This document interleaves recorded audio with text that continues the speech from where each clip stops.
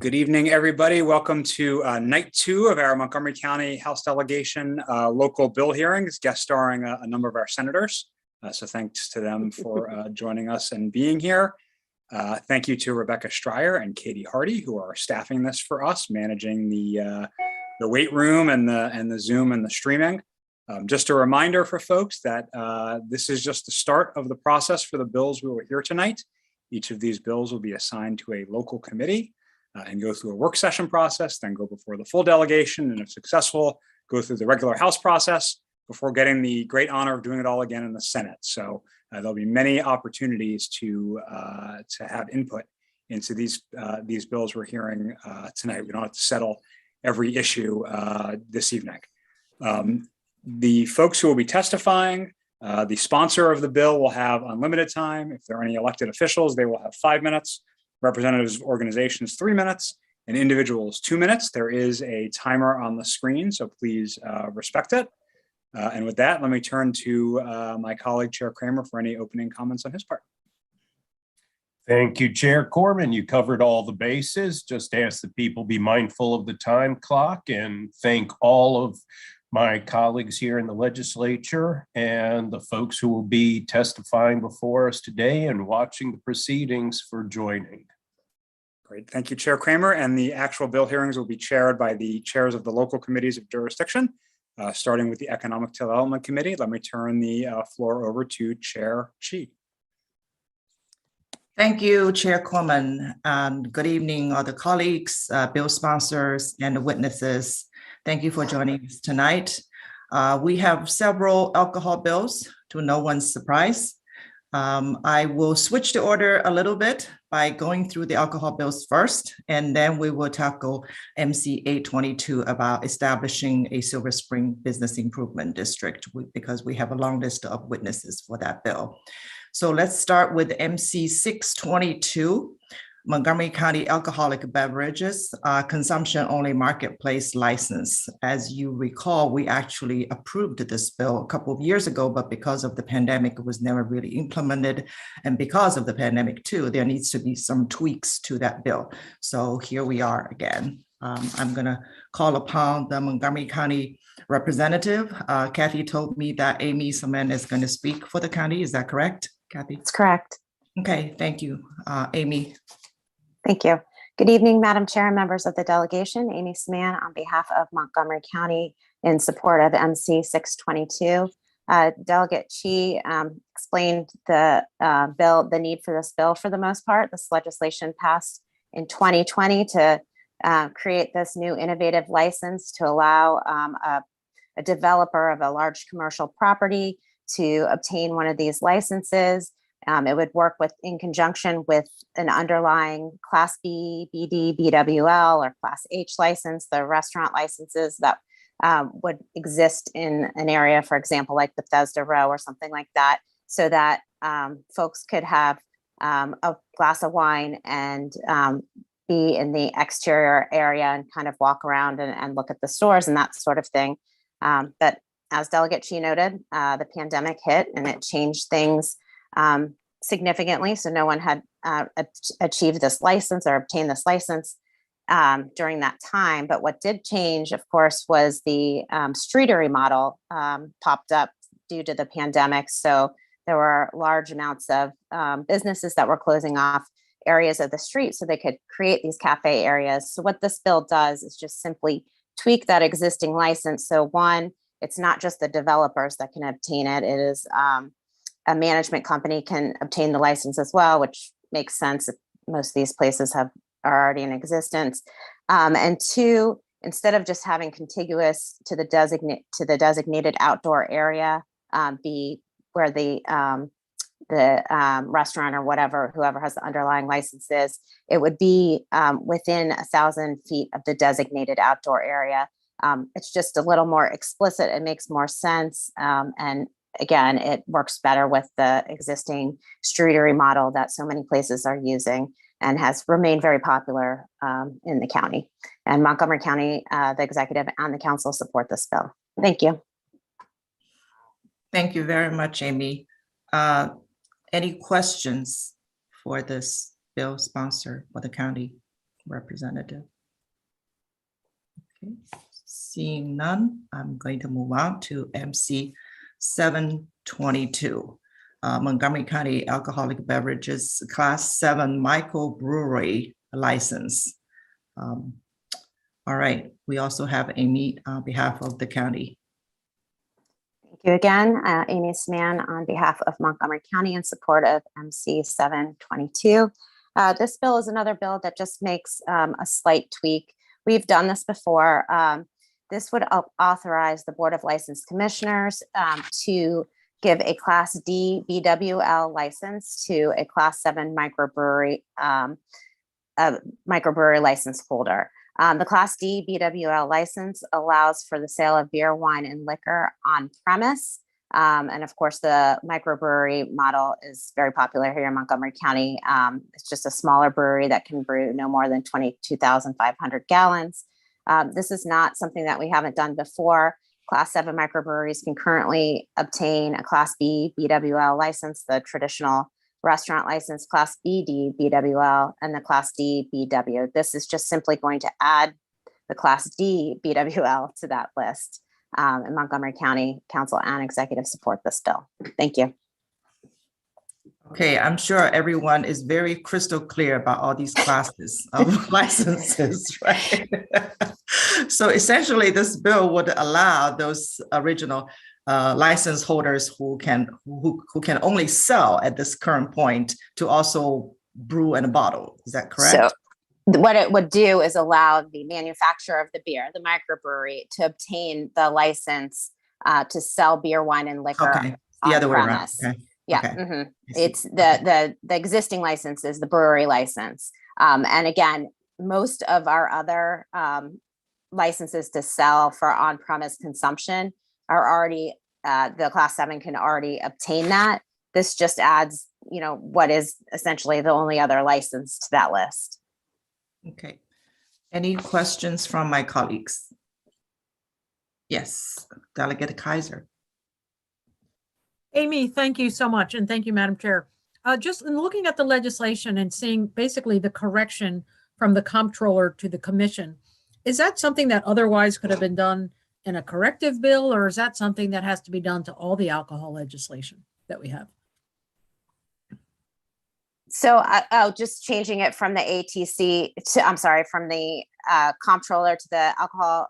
I believe that I don't know for sure, but I believe that can be done through a corrective bill, and they may very well be doing that this year. I think though, when they see it in the, when there's an existing underlying bill, they're going to just go ahead and change it so that everything is streamlined.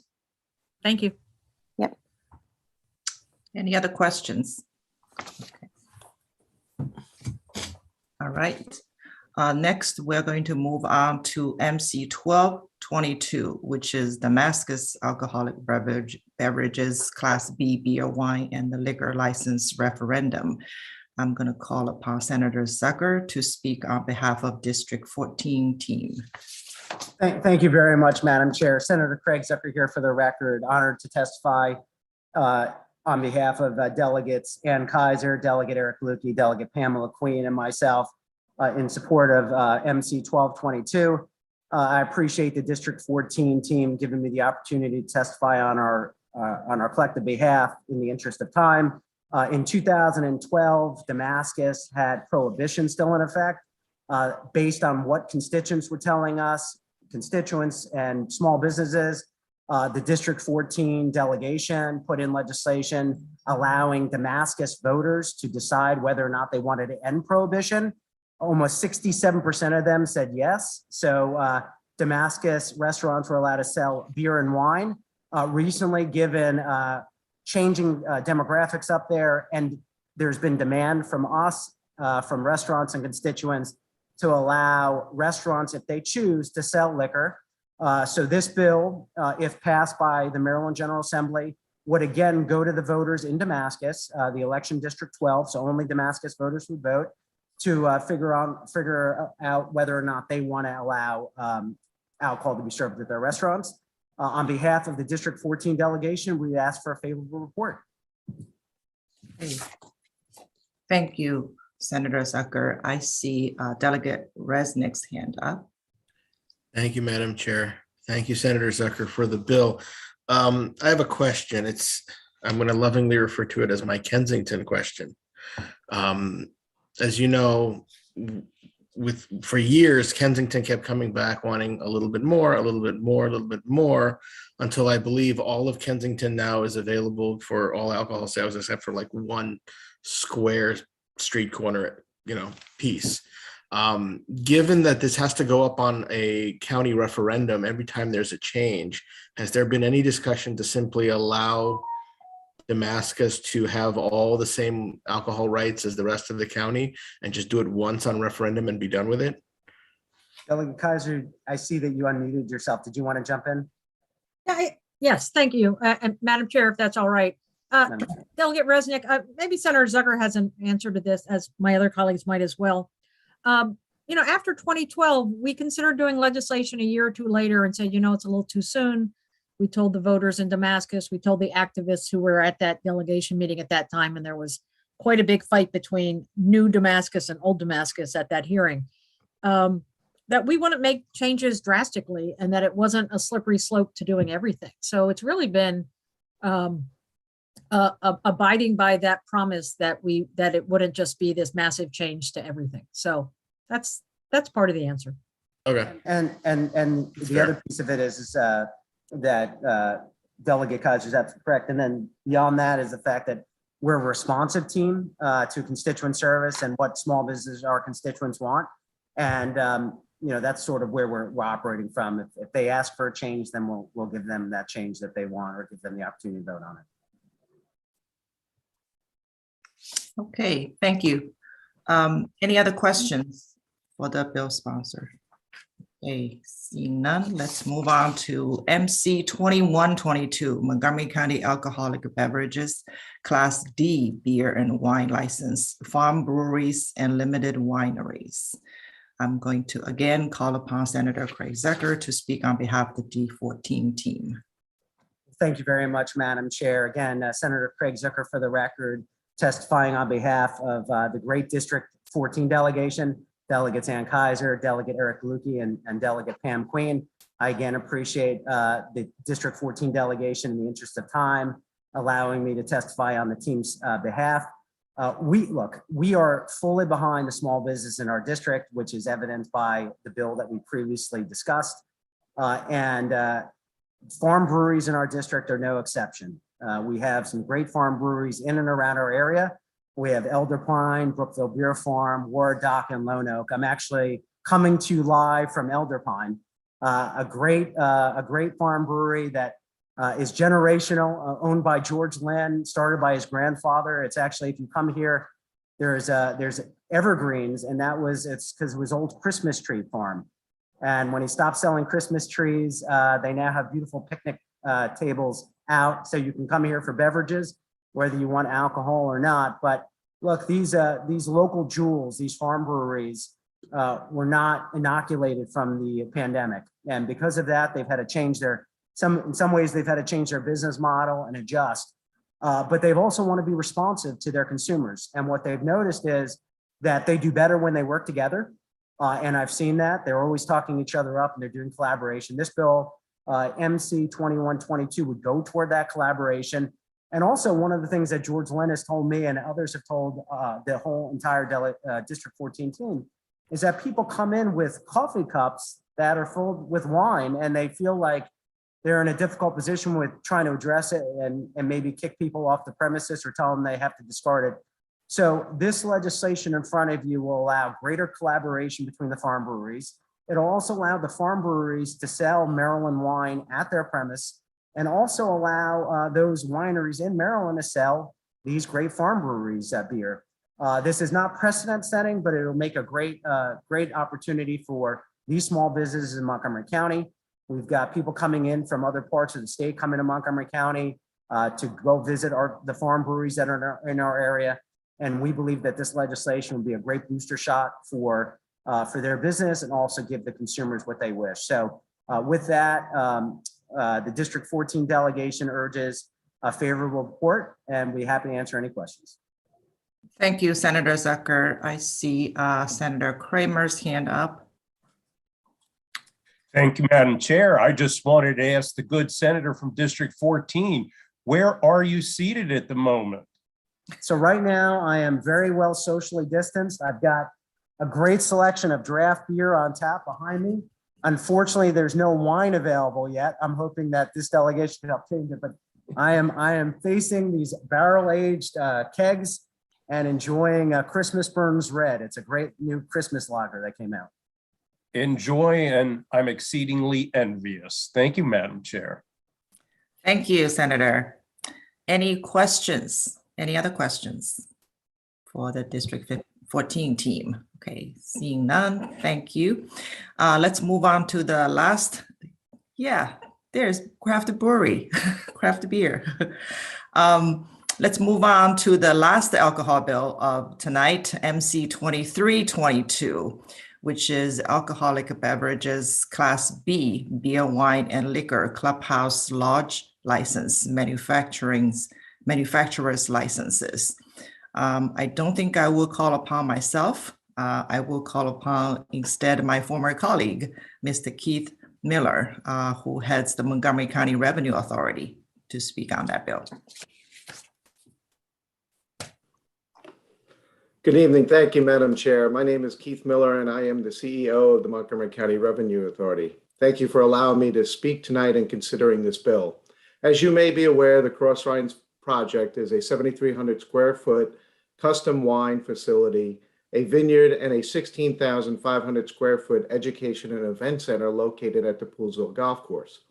The Cross Rhines project supports the county's long-range plan for economic and agricultural development, education, and workforce development in the county's agricultural reserve. We expect to collaborate with the University of Maryland, universities at Shady Grove, Montgomery College, and MCPS to support opportunities in viticulture and enology, hospitality, marketing, and culinary arts programs. I am pleased to announce that we are working with the University of Maryland and already have a half acre of grapes growing at the site. This bill addresses the issue of not being able to hold a production license for the custom crush facility and a retail license for the event center on the same property, which is essential for the success of this project.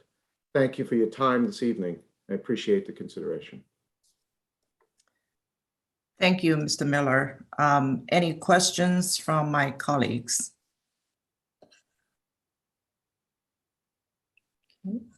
I hope I'm not missing anyone. All right. Thank you very much. Now we are going to move on to MC 822, Montgomery County Economic Development Business Improvement Districts. This bill was requested by the District 20 delegation, delegates Lorick Charkoudian, David Moon, Janelle Wilkins, and Senator Will Smith. All right. Will the bill sponsor, I'm sorry, I'm going to call on Delegate Charkoudian as the bill sponsor to speak first. Thank you, Madam Chair. Yes, Delegate Lord Charkoudian for the record, speaking on behalf of MC 8-22. And I am pleased to be here to speak to you about this and asking for your favorable support of it. So I want to create a little bit of context. Many of you have been here much longer than I have. Some of you have come along with me and some since me. So I'm just going to do a very brief history lesson. You may recall that at some time in the past, the state had a enabling legislation for business improvement districts. This was that law sort of covers the entire state. A couple of years back, some business improvement district proponents in Montgomery County proposed changes to that law. Those changes didn't get through at the state level. It came back as a county bill. And so a couple of years back, the bid legislation changed. So we have one set of legislation that enables bids across the entire state, and we have a separate set that is essentially the rules for enabling business improvement districts in Montgomery County. Now, the state law creates the enabling legislation, the guidelines, the context, the requirements, and then a lot of the specifics of what any individual bid has in it get decided when the county council approves of that bid. But the county council can only approve of a bid that is, of course, following the state law, but also that is within the guidelines of whatever the state law has in it. So that is some of the context. As you probably all know, a business improvement district is a model of promoting a commercial district. We see a lot of business improvement districts in different parts of the country. I will say there's a range of opinions on how effective or good or bad or whatever business improvement districts are. I actually am not taking a position on that, and this bill doesn't take a position on that. What this bill does is it says, if we're going to have business improvement districts, here's the rules that we have to have in place to move them forward. So we had a chance to experience the first opportunity to experience using the relatively new Montgomery County enabling law to develop a business improvement district in the Silver Spring area. And the process of developing this district gave us all a chance to see really some additional changes that we need to make to the business improvement district Montgomery County section of statute. And specifically, what this bill does is it makes bids more democratic and more inclusive. And so right now, a bid can be created with 51% of property owners and 51% of property owner interest. So if you own more property, you're more part of that second 51%. Signing on to create a bid. And then those property owners are the ones who determine how the board's elected, how the bylaws are written, who is on the board. So while they can bring people onto the board who are not property owners themselves, they're still the ones making that decision of how they're elected. And then also our bid laws right now restrict the board to only 9 people or maximum of 9 people. And so that further limits then the diversity of perspectives that could be on that board. And so because what bids are doing is they're doing a couple things. They have the ability to establish a sort of self-taxing mechanism. So they have the ability to tax and then spend that money in a way that promotes that commercial district. So now they're going to be able to make decisions about what is the character of our commercial district and how do we want to promote that. So when we think about the vibrancy of a lot of our commercial districts in Montgomery County, we have a lot of immigrant-owned businesses. We have a lot of diversity among the businesses, and we would really want that diversity and that uniqueness of each of the different parts of our district, not just Silver Spring, but the rest of the county as well, to be reflected in the governance of the board of directors, and then in the decisions that that board is making, and then in the way that that business district is promoted and marketed to the rest of the world. So what this bill does to support bids to be more democratic is the following. First of all, it increases the size of the boards of directors. This is important because, again, when the Silver Spring bid was looking at how do you, within 9 people, represent all of the different kinds of interests and perspectives that you have in a given business district, 9 just didn't give enough. So and it was state law that limited it to that. So this bill increases the size of the board. The second thing that it does is it creates a new class of membership. So right now, the only members of a bid, the only members you could have as a bid in a bid is the property owners. This bill adds commercial tenants as members of the bid. And so what that means is that they would participate in the decision to create the bid, and they would have voting rights to put people on the board of directors.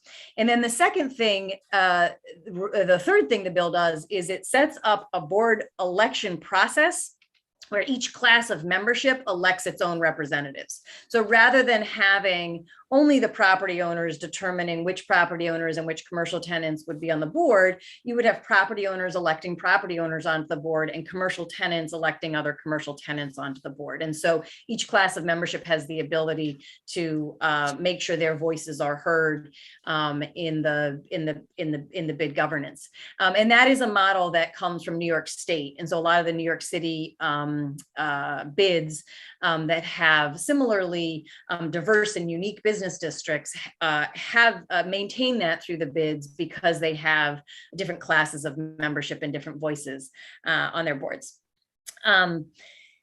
There's some additional notice requirements that the bill adds. And then finally, it establishes a threshold of 65% of property owners and commercial tenants to sign on to the board. So for those of you who remember the conversation a couple of years back, the statewide rule to establish a bid is actually 80% of property owners to establish the bid.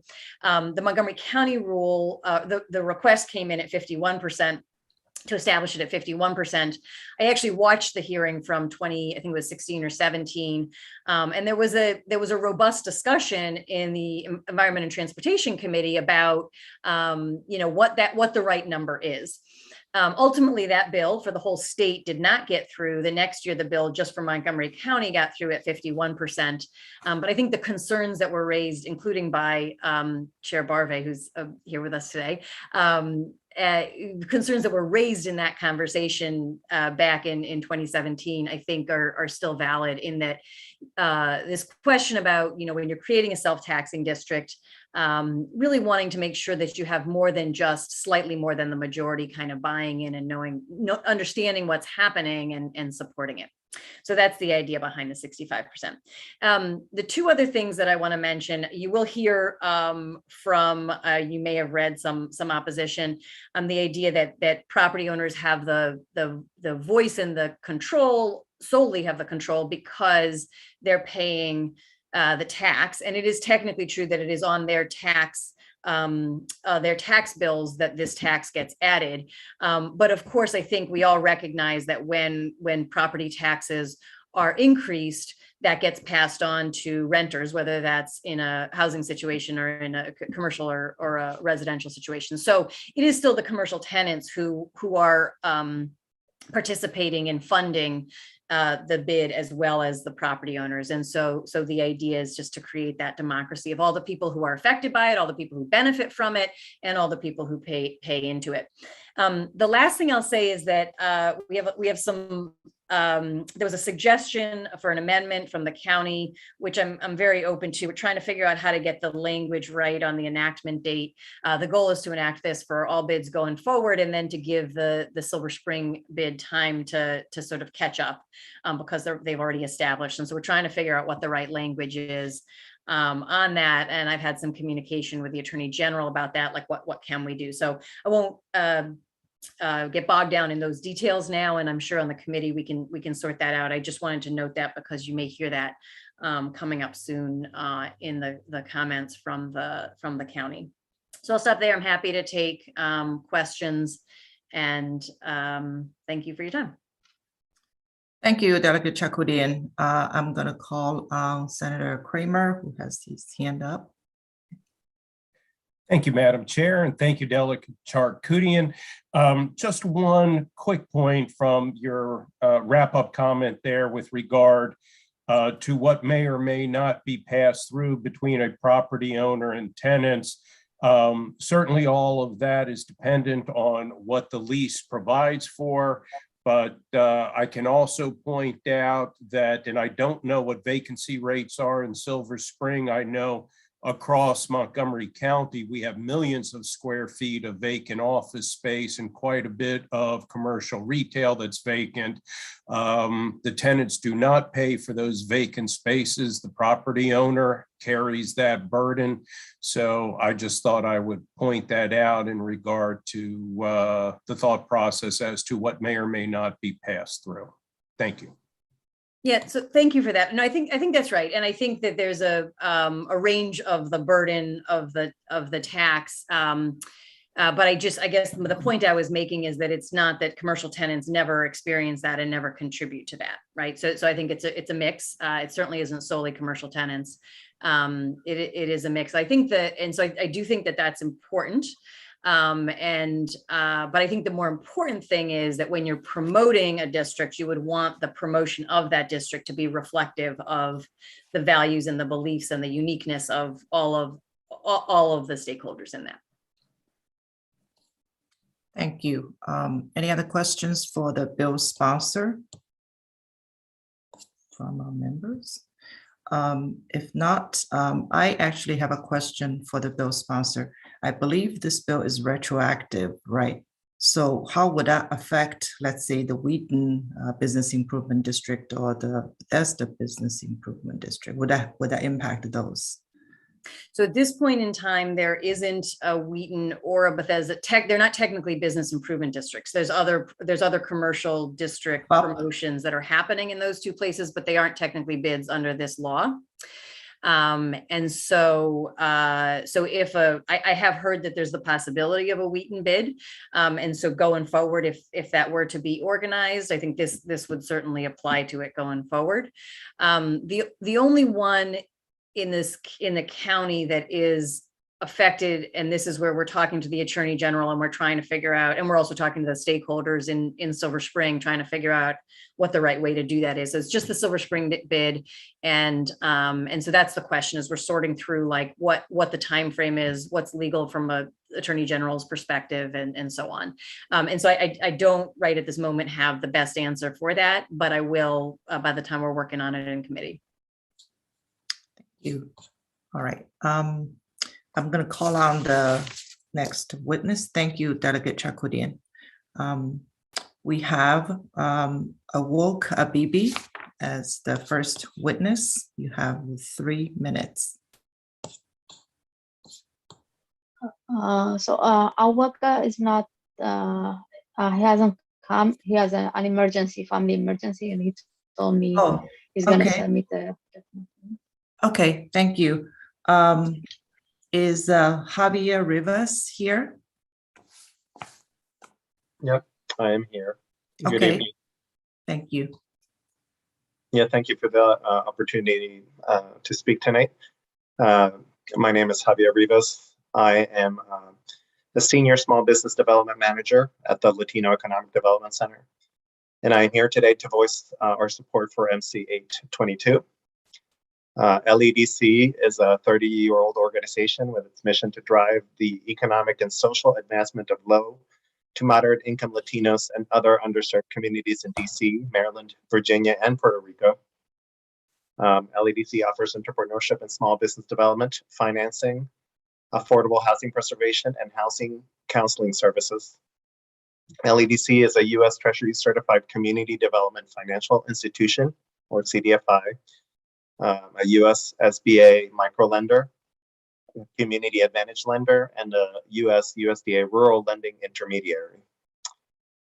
LEDC supports small businesses in several ways. We provide one-on-one technical assistance, group training sessions, and financing for startup and expansion through microloans of $5,000 to $250,000. We also serve as liaisons between businesses and local government, construction companies, and utilities in areas where we're providing anti-business displacement support services. Our business resilience work is framed by the lens of equitable neighborhood development, an approach to meet the needs of underserved communities and individuals through projects, programs, and policies that reduce disparities while fostering places that are healthy, vibrant, and diverse. Equitable neighborhood development focuses on strategies that ensure everyone participates in and benefits from the region's economic transformation, especially low-income residents, communities of color, immigrants, and others at risk of being left behind. Equitable development efforts should strive to eliminate racial inequities, allow lower wealth residents to live in healthy, safe neighborhoods that reflect their culture, provide them with economic opportunities, and enable the residents to influence decisions that affect the neighborhoods. So equitable neighborhood development has 4 guiding principles to promote policies and programs to help both places and the people who live in them, adopt strategies to reduce local and regional disparities in income, wealth, and access to opportunity, channel investments to generate the double bottom line of economic returns and community benefits, and enable community residents and leaders to participate meaningfully in decisions pertaining to their communities. So examining MC 822 through the lens of equitable neighborhood development, the changes to the current bid structure improves the current bid governance by diversifying the voices who are part of the conversation, so there's a true picture of what equitable spaces and neighborhood development should include. So LEDC respectfully requests a favorable report on MC 822. Thank you for the opportunity to speak tonight. Thank you very much. Any questions for our witness? I see Delegate Solomon has his hand up, please. Thank you, Madam Chair. Javier, it's good to see you again. Thank you for being here. I know the last time we were together, we were actually doing door-to-door business visits in Wheaton, and I know some of the business owners, the small business owners, and the tenants in Wheaton have had some not great experiences with some of their landlords. I'm just kind of curious. One of the things I want to do is really sit down with some of our Wheaton businesses and talk to them about this, but would love to get your sense of, from your experience and your work with so many of our small businesses in Wheaton, how do you think this legislation would benefit that community? Like I said, thank you again. Yes, there is talk of this kind of structure, of this kind of organization coming to the Wheaton Triangle, and it sure does bring a lot of questions from our clients. I think it would benefit our clients in Wheaton, and we have been there since 2014, supporting the businesses through the Wheaton Urban District Revitalization Project, which is a county construction project, right? And so providing business support services to the businesses there. I'm sure they would have a lot to say, and I think, and what we've experienced that they're not shy to say it, and they are eager to participate in these conversations, and I think I want to be completely honest and tell, and without them being here, I have to express some of their disappointment and the fact that they have been excluded in some of these conversations, and I would have to convene a meeting with them for them to actually provide that testimony in person. But they are active, and our role in that community is really to amplify their voices, and the leaders are there. The leaders, the community leaders are active, and at this point they are fatigued due to so many disruptions, either construction or COVID related. But I think the fact that they are able to participate in these conversations means a lot. For sure. Thank you, Javier. I appreciate the work that you all do in Wheaton. Thank you, Madam Chair. Thank you. Thank you, Mr. Rivas. Next, I'm going to call upon Councilmember Will Jawando. My apologies, the updated list actually shows he was supposed to go first. So Councilmember Jawando. Thank you, Delegate Chi. Can you hear me okay? Yep. Okay, good. I care about our great Montgomery County delegation so much, and this great bill by our D20 delegation. I'm in my car parked to give testimony on this bill, and I think Delegate Charkoudian gave a great summary, which so what the bill does and some of the high points. I want to provide some context because we've already had a form of discussion and debate on the council on this issue, and I want to tell you why I really strongly urge that this have a favorable report. I will also say that the council did pass a resolution when we passed a bill that under the current existing authority for the bid, saying that we are supportive of legislative changes at the state level. We passed a resolution that was authored by Councilmember Glass, saying that was passed unanimously, saying that we supported changes with the bid law that would make a more inclusive and diverse bid board. It did not get into the specifics, but I think this bill is very much in the spirit of that. Couple of things about context. When this bid was proposed in Silver Spring, and obviously this is a law that I think would be great for the entire county, and it's important. I'm glad we just had the discussion about Wheaton and Javier and LEDC. Thanks for all the work that you all do. We have so many great diverse communities in our county that are the life's blood of the small businesses. I grew up in Long Branch, and my mother worked in downtown Silver Spring for 30 years. I used to have my after school lunch, the Blue Plate Special at Tasty Diner on Georgia Avenue when the little car was right there before Discovery and before anything was there. And I watched it develop. I watched Kefa open and the grill and all the great businesses. You're going to hear from some of these folks tonight. And Montgomery County, Silver Spring is not unique in that way, in that that's happening in Wheaton, it's happening across the county. And we have diverse, great small businesses that make up the lifeblood of our community. And Delegate Chi knows this, they're the majority of our businesses. And so any improvement, any effort to improve and market a specific area in our county has to include those folks in a real, authentic way. And the bill that we had to act on at the council did not allow us to do that. The restrictions, the size of the board, who makes the decision about who's on it, who decides whether there's a bid or not, all those things are skewed towards one group of individuals. And I'm going to read from the Racial Equity and Social Justice Report. As you know, every bill we consider has to have one of these, a racial equity statement. And this is what the racial equity statement said in part about the bill that we ended up passing, unfortunately. The current law allows bids. It said that it would worsen existing racial disparities because, and I quote, granting greater voting power to board members of larger businesses and property owners also shifts decision-making power from people of color-owned businesses to white-owned businesses, as the latter on average are larger than the former. There's more in that statement, but I think a big impetus under this bill is that it would bring everyone into the process. No one's saying we don't want to have better marketing and more inclusive decision-making. Property owners should be absolutely involved in that, but so should too the businesses that make up the diversity and the great tapestry that is Montgomery County. And I think the way this developed has been very unfortunate. This will be the last thing I say.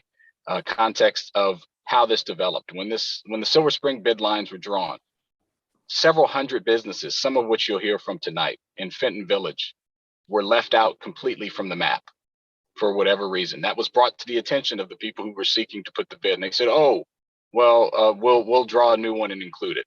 But they were initially left out. Then there was this effort to try to get people on the board but they didn't want to be on the board because they didn't feel like it was an inclusive process. And it created this whole really months-long drama that was not necessary. And I think this bill could cure that and prevent it from happening in a place like Wheaton or Bethesda or any other place in the county that would seek to put these in. So I think I would really urge that you all pass it because it's what we need. It balances the interests and it'll allow us on the council to set these up in a responsible way. And nothing about us without us. People should decide how to market the area and everyone should be included in that. So really happy to be with you all tonight and happy to take some questions if there are any. Thank you, Council Member Juando. Any questions for the council member? Okay. All right, seeing none. Thank you, Council Member. I'm going to move on to the next witness, Ms. Susan Peterkin. Good evening, everyone. Thank you for having me. My name is Susan Peterkin, and I'm the president of Fenton Village Inc. Board. I'm here today to urge you to pass MC 822. Fenton Village Inc.'s Board of Directors is very pleased that the D20 MD state representatives have recognized the flaws in the state's business improvement district. The size of the board should be expanded to allow for a wider range of stakeholders to participate in all decision-making instead of just a few wealthy white male developers who would choose which business owners they want to serve on the board. Silver Spring is a diverse community representing all ethnicities, race, and creeds. Where would the representation be on the board? A membership class for commercial tenants as well as property owners must be created because nothing in the state's laws requires a bid bylaws to be weighted towards a few wealthy white property owners. There must be an established board election process so that commercial tenants elect their representatives and property owners elect their representatives to the board. Currently, wealthy, mostly white property owners will choose who represents minority business owners. Would that be acceptable with other groups? Only men deciding who represent women? We as minority business owners must have a voice and a vote. Commercial tenants must participate in every decision to establish a bid. We are most of the businesses in Silver Spring. Remember, we may not have the money, but we and our loyal clientele each have a vote during elections. There must be notice requirements. There's nothing in the council members' rhetoric expressing commitment to racial equity and oversight of the bid that is credible. The current bill lacks inclusion, and there was very limited outreach to the business community throughout the bid process. It must be established that 65% as the threshold for property owners and commercial tenants need to sign on to establish a bid. The bylaws of the bid passed by the council's bid disenfranchises the 400 small, mostly minority-owned businesses in Silver Spring. The County Council's own Office of Legislative Oversight, Racial Equity and Social Justice Impact analysis raises the real concern that there could be a negative impact on racial equity and social justice because the smaller businesses are more likely owned by entrepreneurs of color. Bill MC 822 that the D20 delegation proposed changes will make the state bid bill more equitable. So I implore you to pass MC 822 and begin to end institutional racism in Montgomery County. Thank you for your time. Thank you very much, Ms. Peterkin. Any questions for our witness from our members? Okay. If not, I'm going to call upon Mr. John Silky. You have 2 minutes. Thank you so much.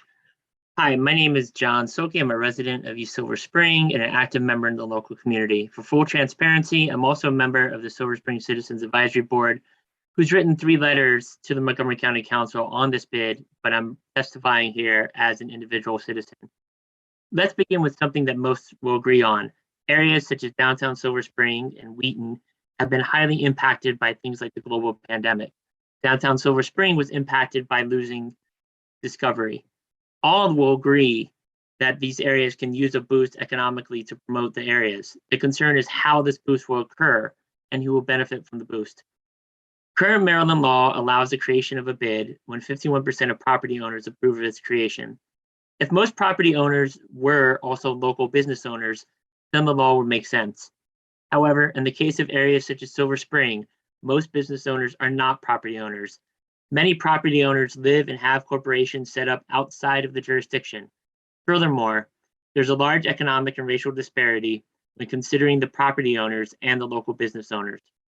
Local Bill 822 addresses many of these disparities between the business owners and property owners and creates a process for bid that enables more equitable participation of both business owners and of property owners. By increasing the number of board members from 9 to 15 and having seats on the board of business owners, Bill 822 ensures that these voices of those whose livelihoods are impacted by bid decisions are heard as part of the board. While requiring 80% of property owners to support a bid may have been too large, 51%, or essentially 1 over the majority, is most likely too small. The 65% mark is halfway between these two values and can serve as a compromise. Local Bill 822 doesn't say whether a bid should or should not exist. What it does do is make the bid process much more equitable, and in doing so provides a more powerful tool for community change. Thank you so much. Thank you, Mr. Silky. Any questions for our witness? Okay, if not, next I will call upon, and I'm going to probably struggle with this name a little bit, Ms. Lenny Tegay. Yes. Hi, my name is Lenny Zakai. I'm a refugee that walked about 20 days in the desert to come to the land of opportunity. I am testifying as a small business owner in Fenton Village since 1996. I am here to strongly urge you to pass the MC 822 and the current bill bid bill. It does not include small businesses without any input, feedback, or opinions of the majority tenant business owners who has created downtown Silver Spring what you see now. Many of them are people of color. Although there are 400 businesses mostly owned by minority that had no vote in the matter and were not even notified of the intention of the applicant to create a bid. Because of the historic racial covenant created decades ago by white property owner, very few people of color had an opportunity to purchase land or property. As a result, if we fast forward to today, 2021, we see the consequences of the policy. So by severely limiting the power of the possible 3 minority business owners that could serve on the bid board, it is just window dressing. So again, this really determining vote will still be decided by majority white developers. This is, in my opinion, my definition, are example of institutional racism that still plagues this nation in general and in Silver Spring. So I urge you, beg you, count on you to pass MC 822 and be a model to end institutional racism in Montgomery County. Thank you. Thank you, Mr. Tagay. Any questions for our witness? Okay. All right, I'm going to call upon Daniel Mayer. Also 2 minutes, please. Thank you. Can you hear me? Yes. I would like to express my strong support for MC 0822, which will require bid board of directors in Montgomery County to have true inclusive representation as found in many other jurisdictions, such as those in Washington, D.C. An inclusive Silver Spring bid board would have included artists, given the fact that Silver Spring has been designated by the Maryland State Art Council as an arts district, and local diverse small business people. Such board members may likely have prevented the recent embarrassing bid promotional mailing to the surrounding community that is described in my 10/25/21 letter to the Maryland State Arts Council, Exhibit A in your packet. An inclusive bid board of directors also prevents the risk of bid organizations in Montgomery County from being disqualified from federal funds, such as community development block grants, known as CDBG funds, as I explained in my 9/24/2021 letter to the Montgomery County Council, which is Exhibit B in your packet. Lastly, my request is asking for the same kind of bid board representation that former delegate Herman Taylor stated was needed for the Montgomery County Economic Development Corporation, Exhibit C in your packet.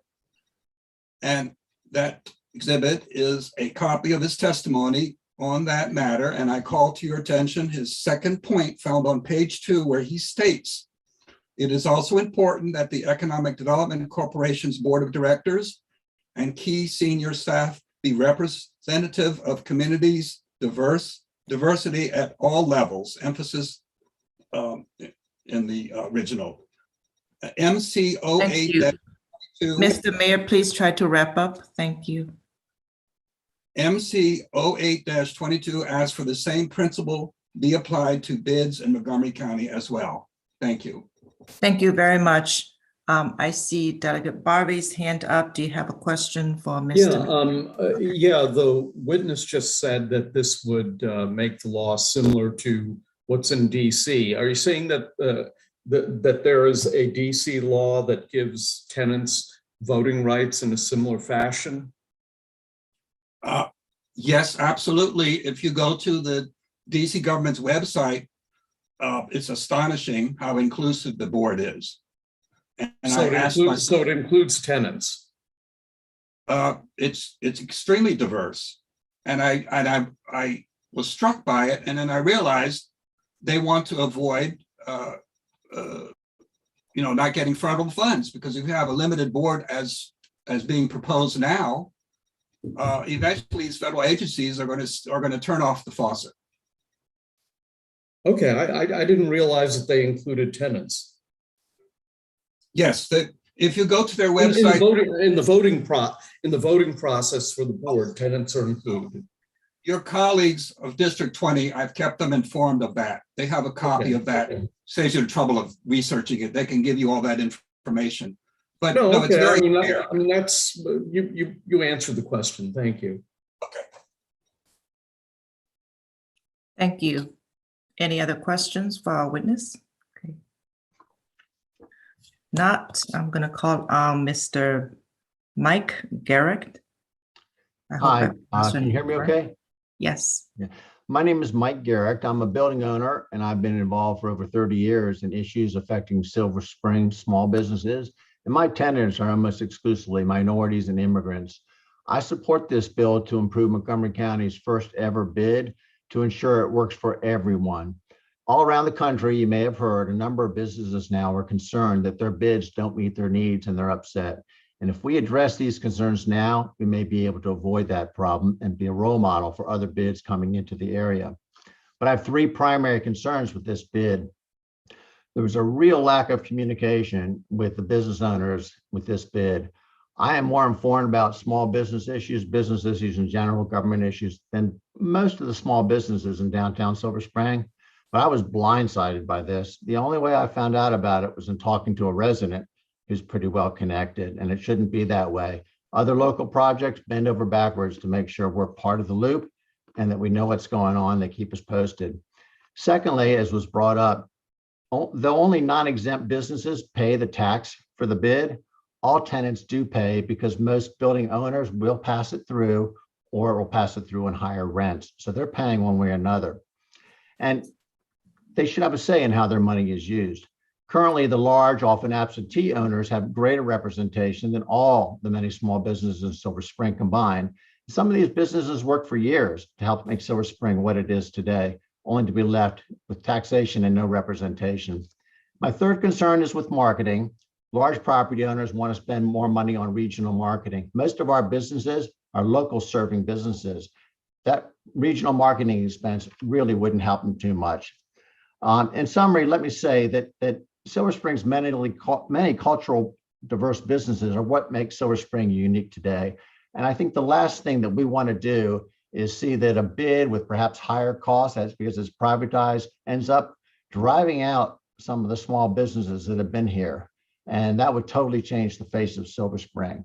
So I do encourage you all to support this bill, which I think corrects some weaknesses and will make it a more democratic bill and help the entire Silver Spring area. Thank you. Thank you, Mr. Garrett. I'm not seeing any hand, so I'm going to move on to the next witness, Ms. Fatmata Berry. Good evening. Thank you for the opportunity. So my name is Fatmata Berry. I am a resident of Silver Spring, White Oak to be exact. And full disclosure, I am running for a county seat for the new Eastern County District. However, downtown Silver Spring is my hangout. And for as long as I've been in this county, for 20 years, I've known downtown Silver Spring to be a place that was built by the small businesses that are there. And many of which, as has already been stated, are Black and Brown community members who have built that area. Your economic standing, your cultural background, your ethnic background should not be the determinant as to whether you have a voice. This current bid, basically ensures that the only people who can make a real decision are the people who have the money. And that's not what democracy is about. Democracy is by making sure that all of us have an equal voice, that all of us are included. And I urge you to please pass this bill and make sure that the District 20 bill that has been put forward that makes it better and more inclusive is what we have moving forward in Montgomery County. We have a diverse county. But this bid is not inclusive, it's not equitable, and so it does not fit the image that we say we are in Montgomery County. And I urge you to please pass this bill because I believe that it will go towards, not necessarily make it so, but go towards more of an equitable way of life in Silver Spring, in Montgomery County, Wheaton, these areas that have been built by people of color, and make sure that the institutional racism that Lenny has talked about is not continued on a even deeper level than what we think it is. So thank you very much for the opportunity to speak here tonight, and I hope you will pass this bill. Thank you. Thank you, Ms. Berry. Let's see. I'm going to call next Mr. Muman Bera. Well, hello, everyone. My name is Muman Berry. I'm here to express my support for this bill, MC 822. I have been a resident of this county since 1989, lived in Silver Spring, Chevy Chase, and now live in Gaithersburg. For several decades, I have been involved in community work and advocacy to make this county a welcoming, vibrant, and thriving community. I consider Silver Spring a very special place. It really is. It's a welcoming place. It's a vibrant place, a place that everyone feels welcomed, and it's a destination with plenty of diverse restaurants, arts, entertainment, and shopping. It's a special place because of the vibrant small businesses. And that's really the issue here about the bid. The counter bid clearly disenfranchises the small business owners of Silver Spring.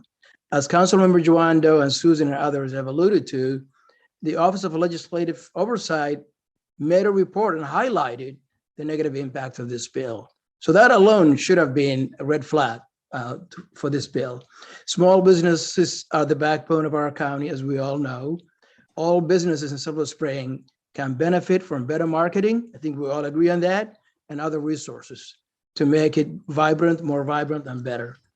An inclusive bid, which in terms of the board itself, is really what is needed.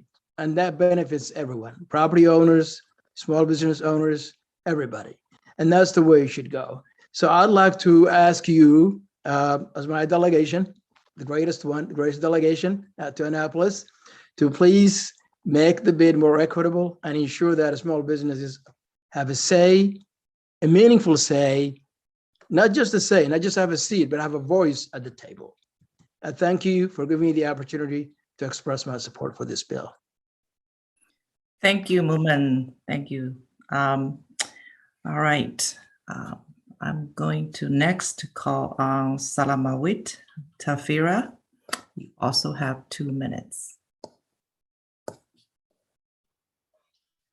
Okay, good evening, the delegates and the senators. My name is Salamawit Tafira. I live in Silver Spring area, and I own the business a restaurant and bars in downtown Silver Spring area since 2014. I'm testifying in support of MC 822. First of all, as a business owner, I was not notified or invited to know about the bid until the county council voted. As a small business owner and as a minority, I'm concerned not to squeeze out from the opportunities that we have in the Silver Spring area because of the structure and the current bid. Me and my husband work very hard to establish our businesses. I raise my kids by working hard as well as my life. I have been doing the restaurant business for more than 6 years. We changed the Silver Spring area by creating jobs for many people.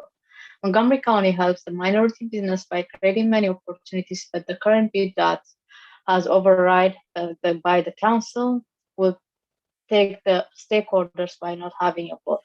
I urge you to vote in favor of MC 822. Thank you for the opportunity to testify the bill. Thank you. Thank you, Ms. Tafira.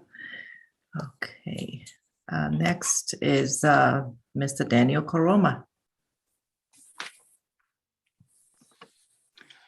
Good evening, Madam Chair and members of the Montgomery County delegation. I'm Daniel Koroma. I've done business and community development work in Montgomery County for over 15 years in the private sector and then in the public sector. I'm testifying today in support of MC 822 because this bill gives access to small and minority businesses in Silver Spring. It will also set a framework to reduce small business displacement when equitable development comes to East County and other economic nodes in the county. And for full disclosure, I'm running for the new Council District 5, and I'm looking forward to those equitable development. Montgomery County, as you all know, is the greatest economy in the state. Silver Spring is one of the fastest growing economies in the county. It is one of the most diverse, not only in the state, but also in the country. If there's one thing COVID-19 pandemic has actually shown us is the impact, in terms of, when it comes to, small businesses or any size of businesses. I've heard from over 10,000 businesses in the last 18 to 20 months. And this bill will bring together businesses in Silver Spring at the same decision table to discuss strategies on how to build a better, inclusive, and sustainable economy. So thank you so much for your leadership, and I ask for a favorable report. Okay. Thank you, Mr. Koroma. All right. I think that concludes the support panel. We have a couple of support with amendment, which is the Montgomery County Black Collective, Montgomery County Black Business Council, and the Maryland Black Chamber of Commerce. These are written testimonies only. So I'm going to call on a couple of opposing witnesses, starting with Mr. Steve Silverman. Madam Chair and members of the delegation, appreciate the opportunity to join you this evening, and that thank goodness I'm not the last speaker of the entire evening. On behalf of the property owners in Silver Spring who created the bid, and on behalf of the bid, which is actually incorporated, we're opposed to most of what's in 822. This is not a new issue. We're coming up on the 5th anniversary of the state local law being passed to try to establish a bid in Silver Spring. This didn't just come up in the past couple of years. I would also say the bill was sponsored, co-sponsored by the district council member, Tom Hucker, along with Hans Reamer, an at-large member of the council. It was voted on by the council 8-1. Only council member Jawando voted against this legislation. I say that because we oppose its applicability to any bid that's actually been established. I have to say, and I know most of you very well, I can't recall in my 8 years on the county council or 5.5 years in county government running the Department of Economic Development, where the local delegation has overridden a bill that has been passed by the county council, particularly a bill that was passed 8-1. And that's the precedent that you will be setting if you do this and make it retroactive. Having said that, if you want to make it retroactive to Silver Spring, I would respectfully say, and this would apply overall, that it should allow up to 15 board members, not minimum of 15 board members. We have 9 seats. We've only been able to fill 8 seats so far. The board, in fact, is extremely diverse. It's 3 large property owners, one large business. It's 2 small property owners and 3 small business tenants. There are 4 women and 3 persons of color of the 8 seats that have been proposed to be filled. And as I see my good friend Lenny smiling, we, in the beginning of the process, asked both Lenny and Susan Paterkin if they wanted to serve on the board. And they said, and I understand this, that they were very busy with their own business. We have reached out for 6 months to try to get small businesses to be willing to serve. And if anybody's got one, including the District 20 delegation to fill a vacant seat, happy to do it. Second thing I would say is, don't require the bids going forward to get 65% of property owners to qualify. Maryland had an 80% requirement. It took us 2 years just to get 51%. And it wasn't because of opposition. It was because property owners generally, unless they've got an interest, don't care. So they didn't respond to emails, door-to-door campaigns, and other efforts. In fact, we went door-to-door to dozens and dozens of businesses, including in Fenton Village, to tell them about this and to ask if we can communicate with whoever their landlord is. Most just didn't respond. Finally, don't require tenant approval to make them part of the district. First of all, respectfully to my good friend Dan Mayer, the DC law does not mandate that tenants have any voting power whatsoever in bids. It's completely silent. Many of the bids in DC, and there are a dozen, and the same is true in Northern Virginia, are completely silent about this, but the boards themselves, the property owners, have created bylaws having tenant representation. And that's exactly what the county council did. It said, we want to make sure that there's at least a third of the board that are tenants. If you want to expand it to up to 15, great. Let's go ahead and have the council tell us what they want for representation. We're happy to try to get more small businesses who will serve. It's been a real challenge for 6 months to do that. But more importantly, for those of you who don't represent Silver Spring, a tenant approval process is going to be really challenging. For example, in Friendship Heights and White Flint, most of the tenants are either medical professionals or they're chains, and they would have very little interest in saying, yeah, we want to go ahead and support a bid. There may be a couple of jurisdictions in the country like New York City that have a tenant vote requirement, but virtually all of them, and there's 2,500 in the country. Yes, Please I'm going to finish. wrap up. I am. I just really wanted to say that the council took up all of these issues, voted 8-1 to override the county executive's veto, which is reflective of what the council thought was a fair balance of small and medium and large businesses and property owners in Silver Spring. I'm just having a hard time thinking about legislation that's retroactive. I'm happy to answer questions and obviously work with the appropriate committee and the delegation. Thanks very much. I see a couple of hands up from my colleagues. Delegate Von Stewart, please. Thank you. Thank you, Steve, for joining us this evening. I'm still sort of trying to wrap my head around the details of this bill and kind of the idea of a bid generally. I'm relatively new to the subject. I appreciate what you said about the current makeup of the board. You're saying you have 8 members, and it sounds like it's a relatively diverse group among different factors. My question is, how is the board currently selected? Like who picks or elects Sure. board members?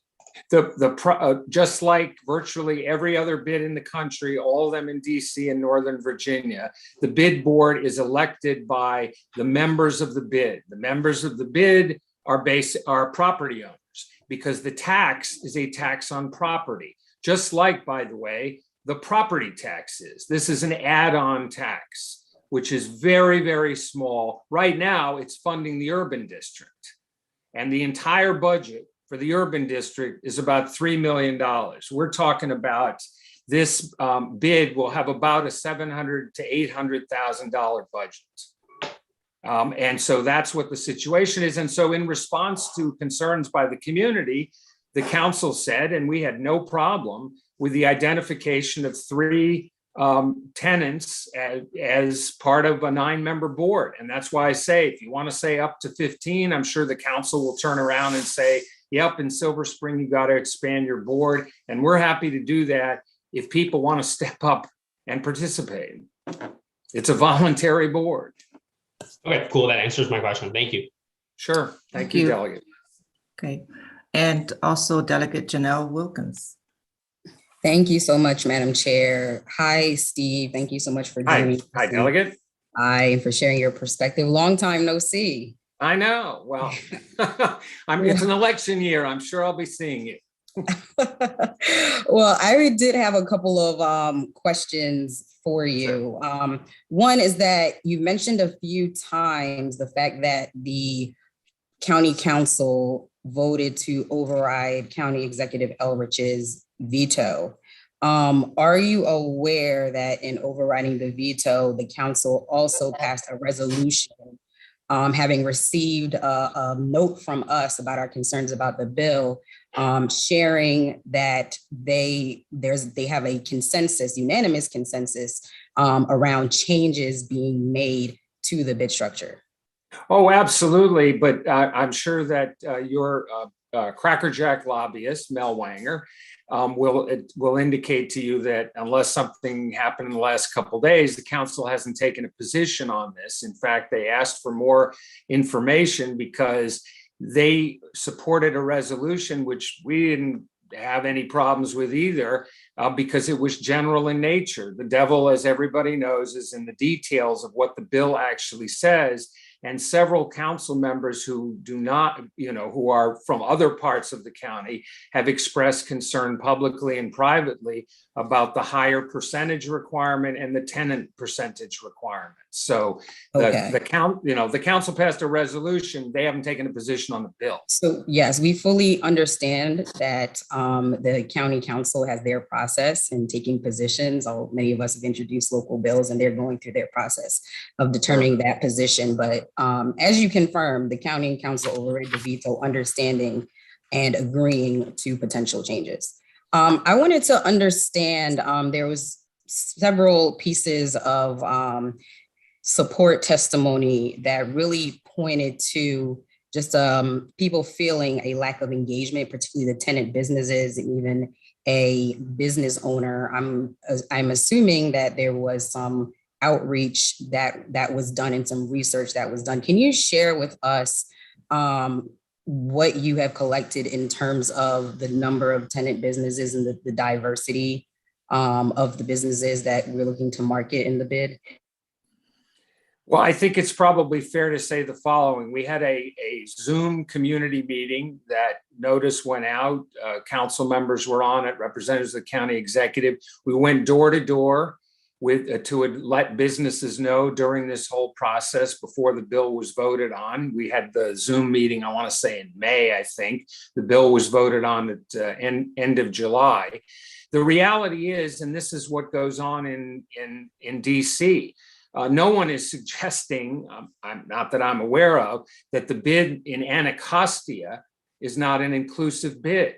It's set up structurally the same way this bid is. The property owners vote to elect the board. It's just they make sure that it is a diverse board. Steve, I don't want to cut you off, but I do want to focus you in on my question though, please.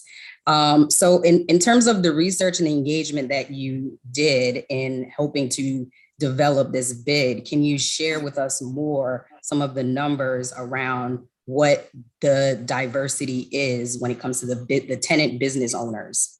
Delegate, I'll be happy to get that to you. The planning board recently put together a study that talked about the diversity of the business community in downtown Silver Spring.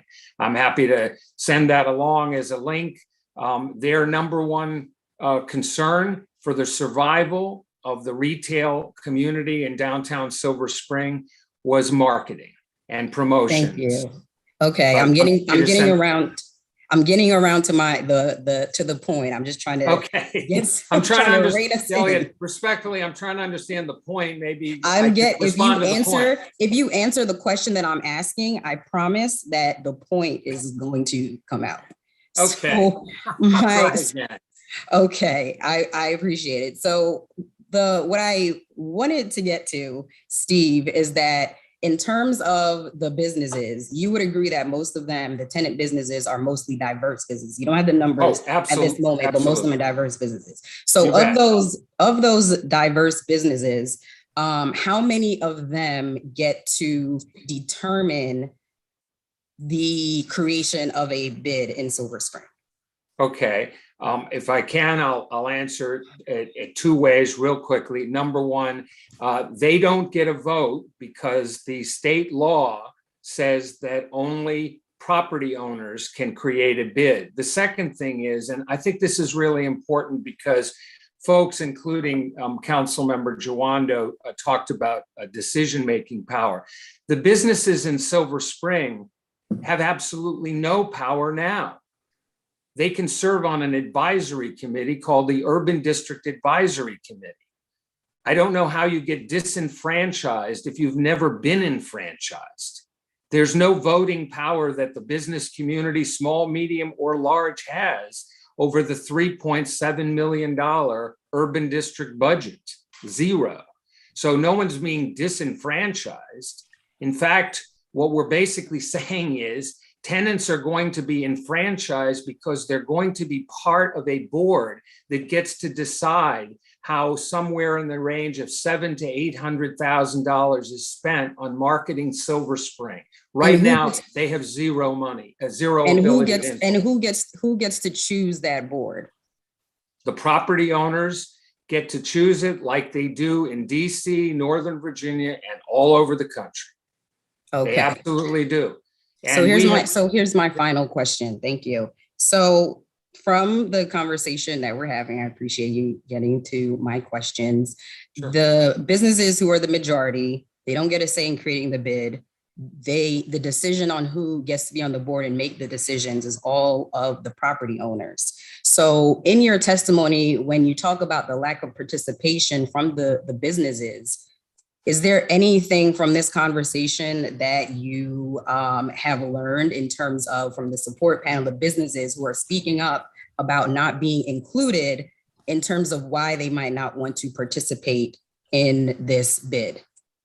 Well, I'm not going to, I guess I could paraphrase Lyndon Johnson's comment, but I won't. Most of you know it about being inside the tent versus outside the tent. But I will tell you, we had no problems when the owner of Caldi's, Sega Halamaran, was asked to serve on the board. He testified in favor of the bid because he's got a business in Arlington, which is part of the bid that's very successful. We had no problem with Richard Crump agreeing to be on the board, who runs the early, learning, forgot the name of it, the Child Care Center, Quality Time Learning Center in downtown Silver Spring, where he's been for 30 years. We have been reaching out. So respectfully, and I used to be president of the Silver Spring Chamber. Anybody who's been part of a nonprofit knows the challenge of recruiting and keeping people on a board. And I am really mystified as to why folks who have been asked to serve or asked to identify folks who want to serve have chosen not to do that. I don't see it as, if I'm asked to serve on a board and I think it's got a good mission, I want to be on the board so that I can have influence. And if I'm one of 9 people, or if I'm part 3 of 9 people, you have a lot of influence. The other point I really have to make sure everybody understands is the bid we could get all the signatures we want. County council has to approve it. The council has to reauthorize it every 3 years. And if this bid is not doing what it's supposed to, then they don't reauthorize it. Thank you, All right, Delegate. I think this has been a very good discussion. I think we need to wrap up. That was my final Wilkins. point. Thank you, Thank Madam you. Chair. That was my final question. I appreciate your indulgence. Thank you. And thank you, Mr. Silverman, for answering Thank the you. questions. We need to move on to the rest of the evening.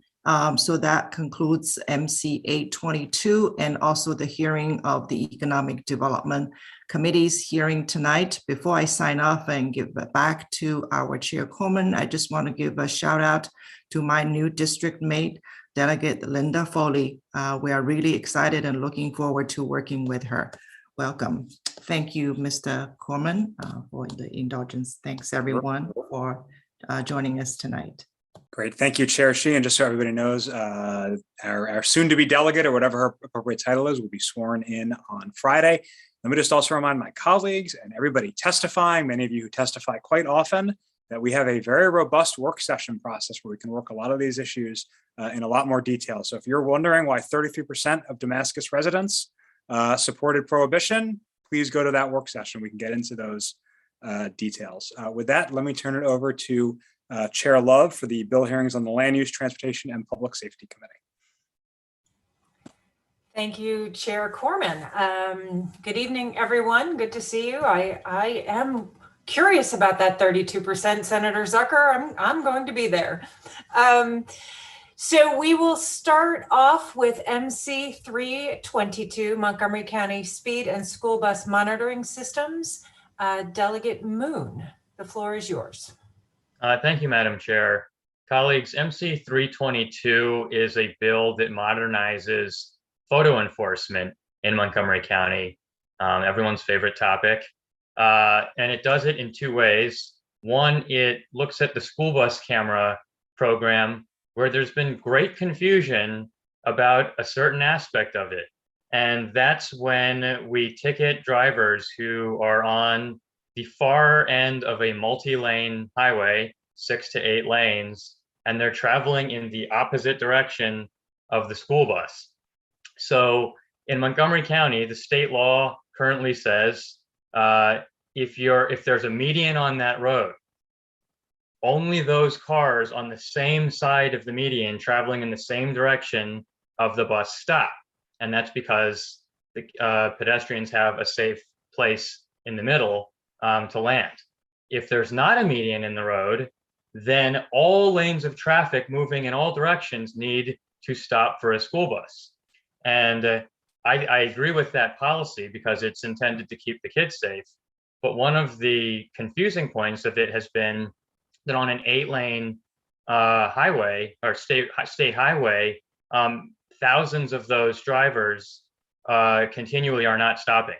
The tickets are $250, and Bethesda Magazine in 2019 wrote about this, and I was struck by the fact that 3 of the 4 top locations were in my District 20, in downtown Silver Spring and the Long Branch area, and we don't see any of 355 on there. And part of the reason is because there's medians all along 355, and there aren't medians along vast stretches of road in District 20. So again, state law says if there's a median on that road, it's safe. So safe that we're not going to make cars stop. If there's not a median, it's dangerous, and we want all 8 lanes to stop. So just to give you, again, there's going to be a work session tomorrow at 1 in land use, but just to give you a sense of the scale of the problem, the 8800 block of Colesville Road in downtown Silver Spring had 3,700 cars not stopping for the school bus while this program was running. Almost 90% of those were from opposite lane drivers. So they're not from drivers. By and large, drivers understand that when you're traveling behind a school bus, you stop. But the data is bearing out that it's quite confusing on the other side. And so ask yourself this question. If it's 4,000 tickets at that location, you're nearing almost $1 million a year in fine generation, and you have to start asking yourself the question, how much does it cost to build that median?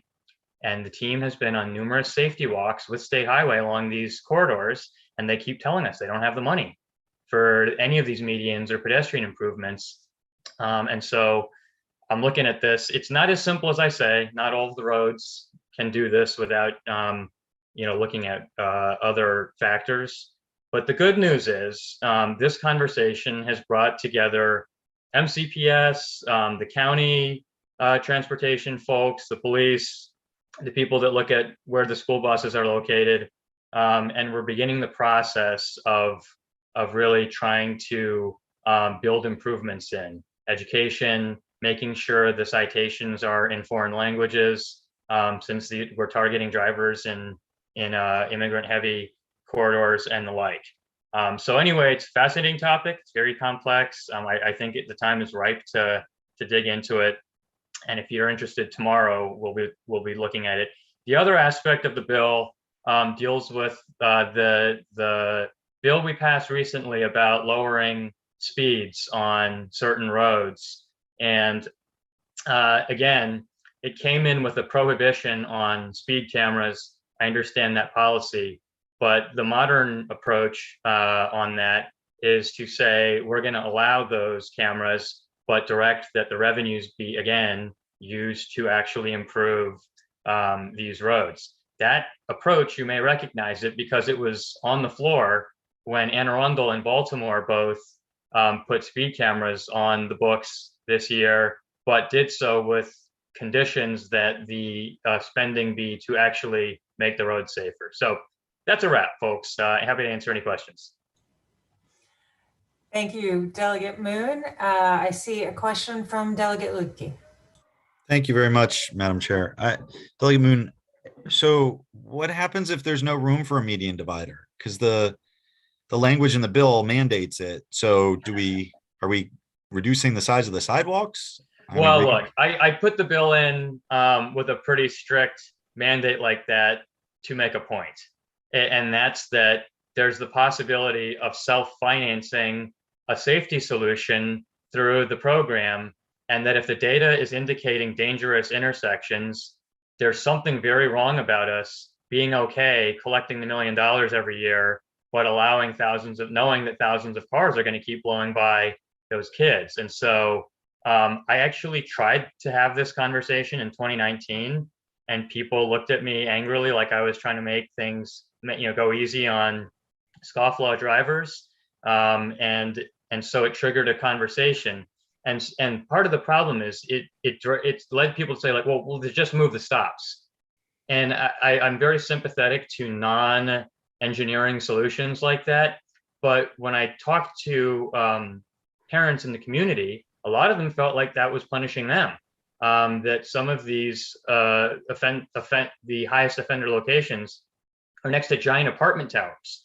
And so it's actually dozens of families that would have to move, again, 3 blocks or whatever to a different side road. And you ask yourself the question, that's fine. That is one of the solutions that's under discussion. But again, if the next year, we're seeing continual problems, why isn't it a better solution to actually make that road safer where it's possible to do it? Some of the roads are going to be constrained. Okay, I get the argument, but I mean, the language of the bill could require the installation of a median where there isn't necessarily space to it. Correct. I went to the table with, I might have been a little cranky when I had the bill drafted because after 2 years of trying to raise issues with some of the stakeholders, no one seemed interested in actually doing anything to improve the safety here. And so I wrote the bill as a mandate, but we are now in discussions about a range of options. And I do believe we're going to see some positive outcomes here. Gotcha. Thank you very much. Thank you, Delegate Lukey. Any other questions for the sponsor? Okay, seeing none, we will move on to the 2 people that have signed up to testify.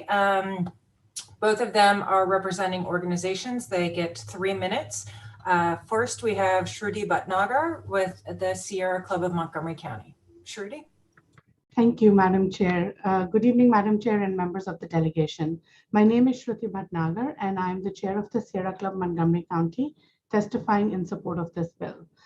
This bill is aligned with the Sierra Club priority for pedestrian safety and Montgomery County's Vision Zero goals.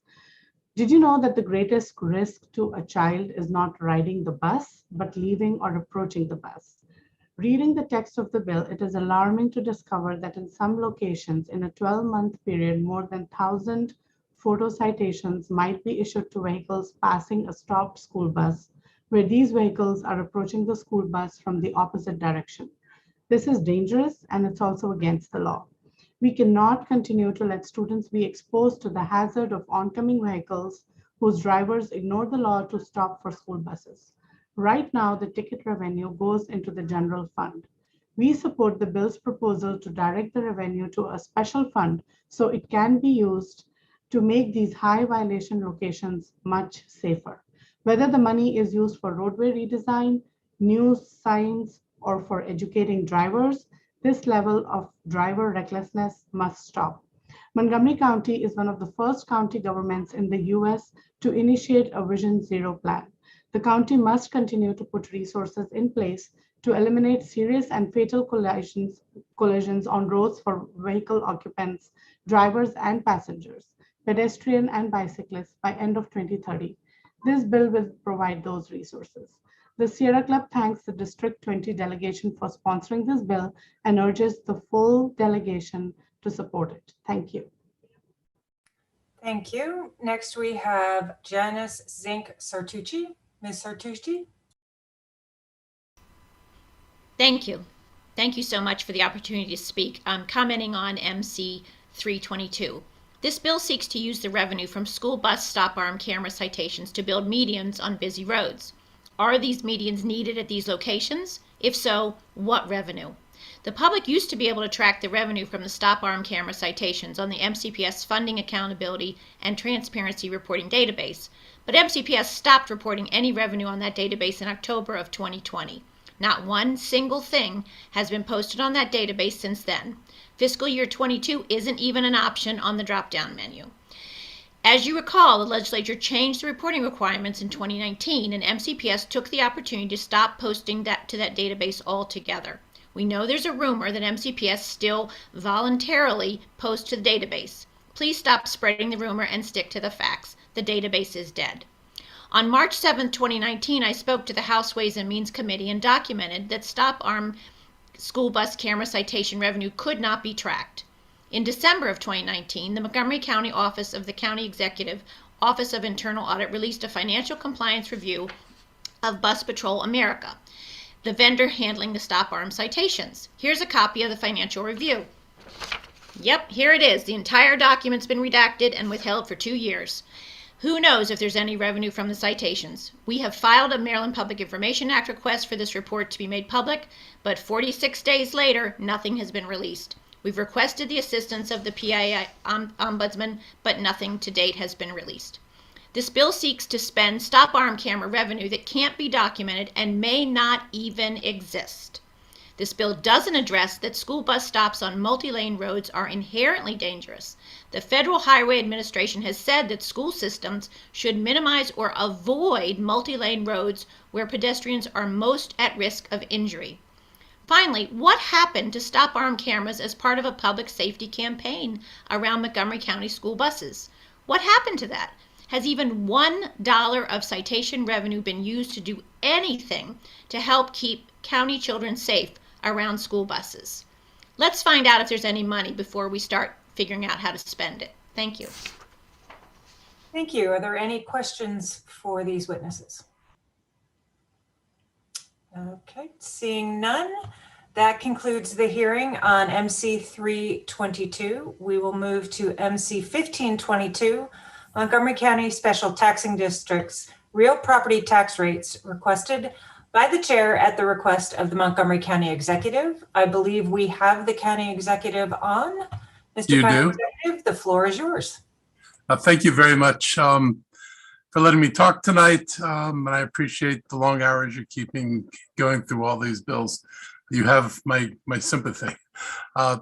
So I'll talk a bit about Montgomery County. We're sitting on incredible potential here, but we're not able to take full advantage of the opportunities that are available to us under our current funding structure. We've found that no matter what we try, we cannot bond fund any infrastructure in the county to note, particularly when it comes to trying to build the transportation system. We just do not have the ability to do this within traditional funding. We have looked around at all of the surrounding jurisdictions. We hired the consulting firm JLL to do an analysis of comparative taxes in the region. And when we find their analysis on taxes on development in the region, Montgomery County sits at the lowest price in the region. That's rather amazing.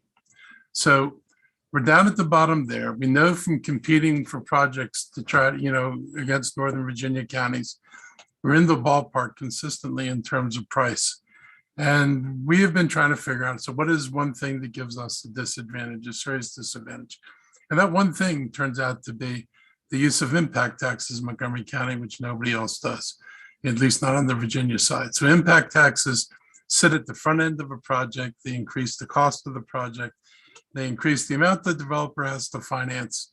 And basically, if you had an equal project in Virginia and Montgomery County, we would pencil out to be the more expensive place to actually do the development when it comes to financing.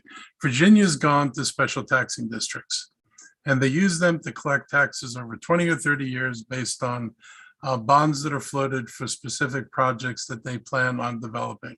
So they're able to deliver infrastructure there, and they're able to pay for it over an extended period of time.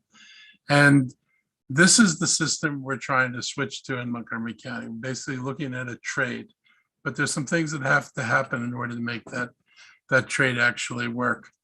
The taxes from impact taxes come in at one time, and they come in when a new project is built. You can't bond on them because there's not enough money in impact tax to pay for a project They go into a fund account that can be spent anywhere in the county. And so you have something which I would agree with the developers on. They pay taxes for impacts, and yet the money may never go to address an impact in the district where it came from. So you could be paying tax in Bethesda, an impact tax in Bethesda. There's no guarantee that money will be used to address the impacts in Bethesda. I can tell you that this frustrates both residents and developers because the money is just not usable. And so it goes into a large fund until we can cash fund the project. And that's not the way we should be doing things. A stream of taxes from multiple projects is absolutely unpredictable. We don't know when projects are going to be built. And so we don't know when these big tranches of money are going to come in. So we can't bond against this. Because they can't, I already told you that, because they can't fund things, they go into a general taxing fund. In fact, impact taxes adversely affect project financing. I've talked to a number of developers. They're very clear about the heavy capital costs at the front of the project, and that this is not something they any longer deal with in Northern Virginia. In contrast, the development districts are reliable, bondable, and increased development actually reduces the rate needed to produce the revenues to support a bond. In other words, if we float a bond for a project based on the tax base that exists today, as people continue to develop, that tax base grows, the amount needed to tax in order to support the bond actually goes down. So it kind of incentivizes construction. Districts have to be created by the council. I know that, some council members like the executive is going to go out and, create these heavily taxed districts. That's not the way this works. We have authority under an existing bill to create special taxing districts. The district is defined by the council. The rates are set by the council, and the capital project or projects that would be funded would be developed by the council and the executive branch jointly. So this is a process that we would have to go through in order to put a district in place. And the potential for differential tax rates is only applicable to special taxing districts. I know that some people thought this was going to apply to the general tax rate, that all our taxes would be split. The only thing we're splitting are the special taxing districts that we can create to fund transportation projects. And we introduced an amendment that clarifies the property subject to a special transportation district would also not be subject to an impact tax. It'd be, like I said, we already have the ability to create the district, but we would be, open to including an amendment of this type in this bill to make it clear that if we create a district, then we're not using the impact tax for transportation as well. The problem with the districts is that the county has a requirement to have a uniform tax rate across all classes of property. I know you guys are familiar with this. Municipalities actually got taken out of that a number of years ago, but it still applies to counties. It means the residential property has to be taxed at the same rate as commercial property. Impact taxes are paid by developers to provide money for infrastructure. And this has been a longstanding practice for having developers contribute to the construction of infrastructure, and they're not levied on residential component. The easiest way to replicate that structure is to pass this tax differential. It would allow us to levy the tax on commercial property. The tax would be paid on an annual basis over the length of a bond, 20 or 30 years. It would let us float bonds to do these projects. It simplifies the process of creating these districts. We created a district in White Flint, and it is a massive spaghetti because you wind up drawing lines and trying to draw lines around everything that's not going to be in the district, and it's not a good way to do it. This would just simplify the process. We're poised to do some significant things with White Flint, and we think are going to have a positive effect beyond White Flint's border. We're trying to create a taxing regime that's fairer and more likely to produce revenue needed for infrastructure. And our partners at JLL that have been doing this research for us and also for WMATA have told WMATA that life sciences represents the highest and best use of their property in White Flint. So there are a lot of things coming together. We just had a meeting with the University of Maryland today about their serious interest in helping us with providing talent training in the life sciences industry, as well as graduate level research. The one thing Montgomery County has been missing. We think we can make this place pop, but we need to have a tax structure that's suitable for doing it. And our competition in Virginia doesn't do things the way we do. They use the special taxing districts. I've talked to any number of developers who, when I clarified that this was in replacement of the impact tax and not going to affect the general tax, thought this was a pretty significant thing to do. Montgomery County can't afford to not be able to move forward with infrastructure projects. We can't be in this place and then wind up walking away, as we have in the past, from being able to do infrastructure projects. These districts have enabled Virginia to do things we only dream about in Montgomery County. And it shouldn't be that way. We are roughly the economic equivalent of them, and yet we cannot do any of the things that they do. This is a win-win for all parties involved. The commercial sector sees reduced upfront costs of the project, reduced financing costs.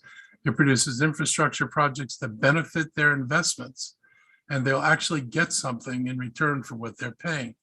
Residential community benefits because they'll be able to see the planned projects that were in the master plans and needed to make development compatible with their communities actually come to fruition, which is not something Montgomery County has generally been able to do. And the county benefits from creating a sustainable source of income tied to specific transportation projects that will let us market our ability to deliver on our promises. We are trying to reform so many things in this county. We've gone after our permitting processes. We've gone after our procurement processes.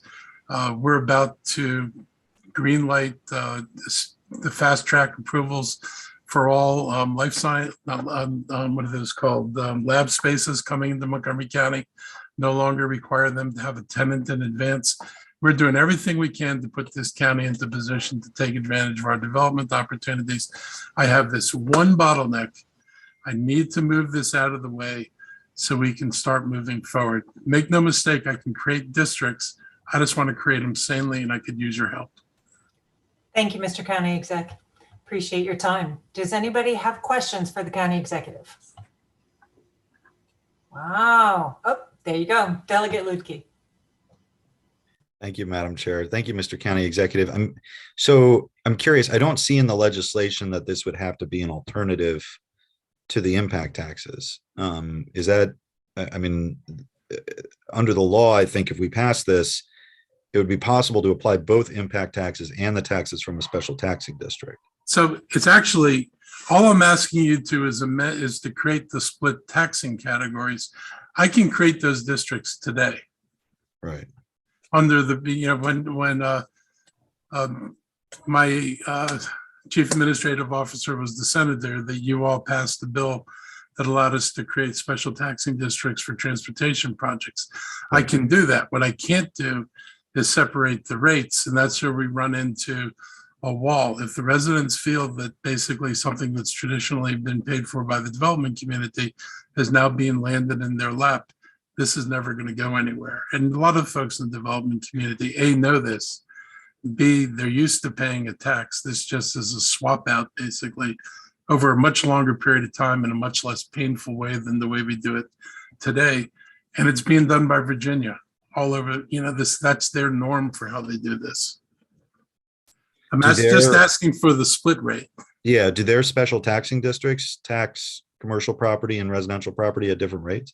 Yep. They do, okay. Yeah, Tyson's Corner base tax rate, the first one they put in, it is about 23 cents right now, authorized to go to 45 cents, but they haven't done that. They had a second taxing district. That one is actually a split rate. It has a smaller tax on residential property than it does on commercial property. Fairfax, in fact, the other Northern Virginia counties have a 12.5-cent tax on commercial property only that goes to build transportation infrastructure in the counties. They get 0.7 of 1 cent on their sales tax that is then dedicated to building infrastructure, transportation infrastructure in their counties.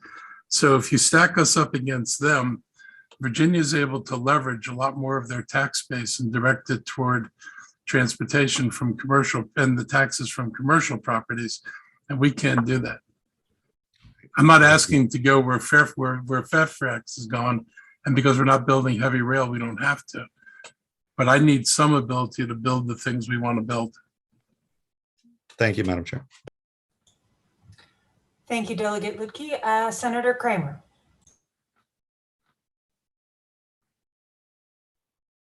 Thank you, Madam Chair. So County Executive Elrich, just a quick follow-up to Delegate Lutke's question. This bifurcated tax rate, would that be applicable exclusively within these special tax districts? Yeah. Would not be applicable to the overall property taxes that are paid? Absolutely not. And if Melanie missed putting in the proper dotting the I or crossing the T that would specify that, we are happy to have that clarified.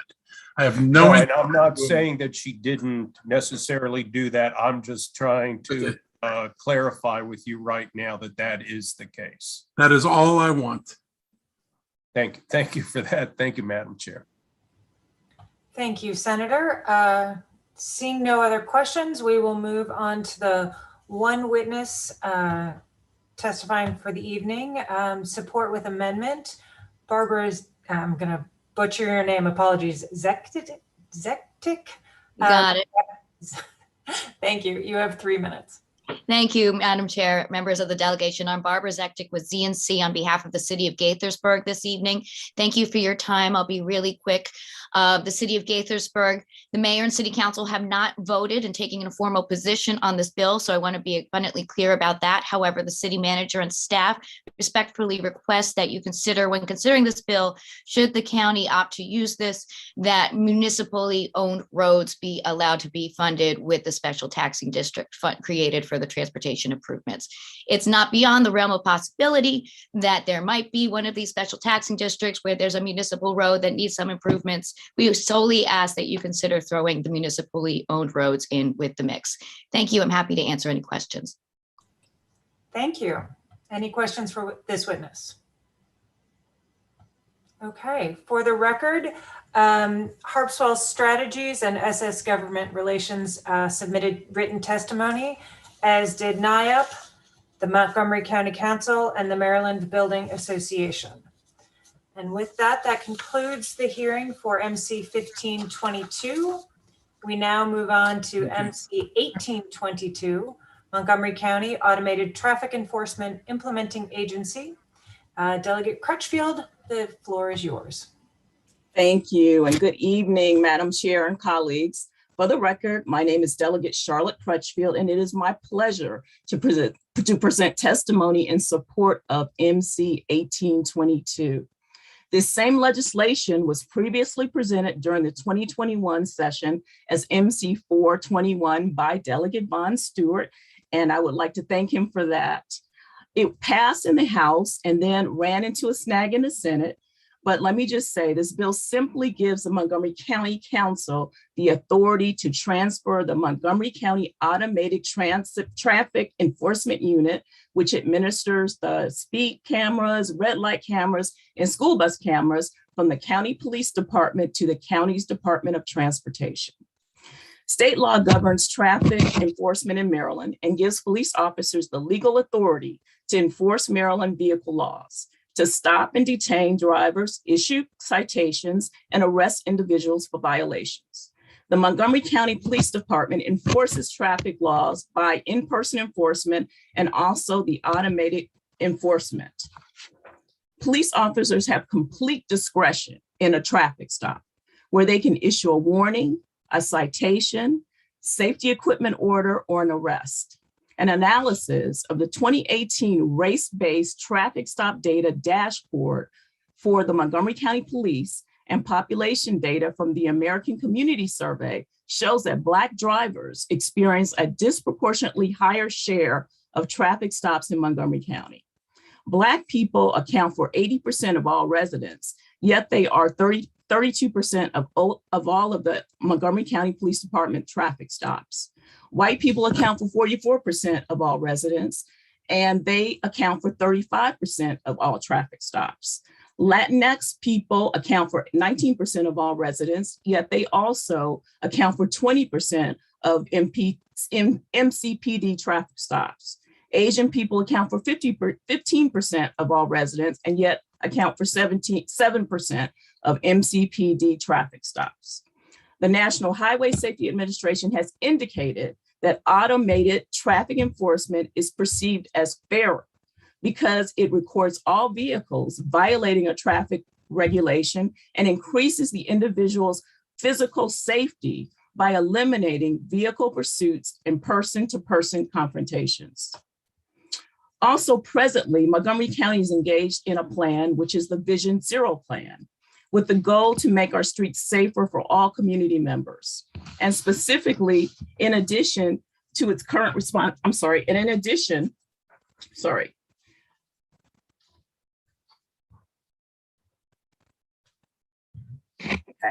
specifically, and in addition to the Vision Zero, we have the Montgomery County Department of Transportation, which is very involved in that. As a matter of fact, the Montgomery County Department of Transportation accounts for and is responsible for about 31 action items in that actual Vision Zero plan. Therefore, the Montgomery County Department of Transportation would be the perfect agency to consolidate our automated traffic enforcement, as it has the Vision Zero responsibility, also has roadway design responsibilities with a focus on public safety and transportation. So I urge you to vote a favorable report from this delegation, because this legislation will increase public safety and continue to foster a more equitable framework for traffic enforcement by limiting the types of traffic stops that MCPD may conduct, reducing citizen contact and the possible escalation of interactions of those contacts with MCPD, increasing organizational efficiency by housing this responsibility for the Automated Traffic Enforcement Unit with MCDOT, which has a focused mission on reducing accidents and fatalities through Vision Zero.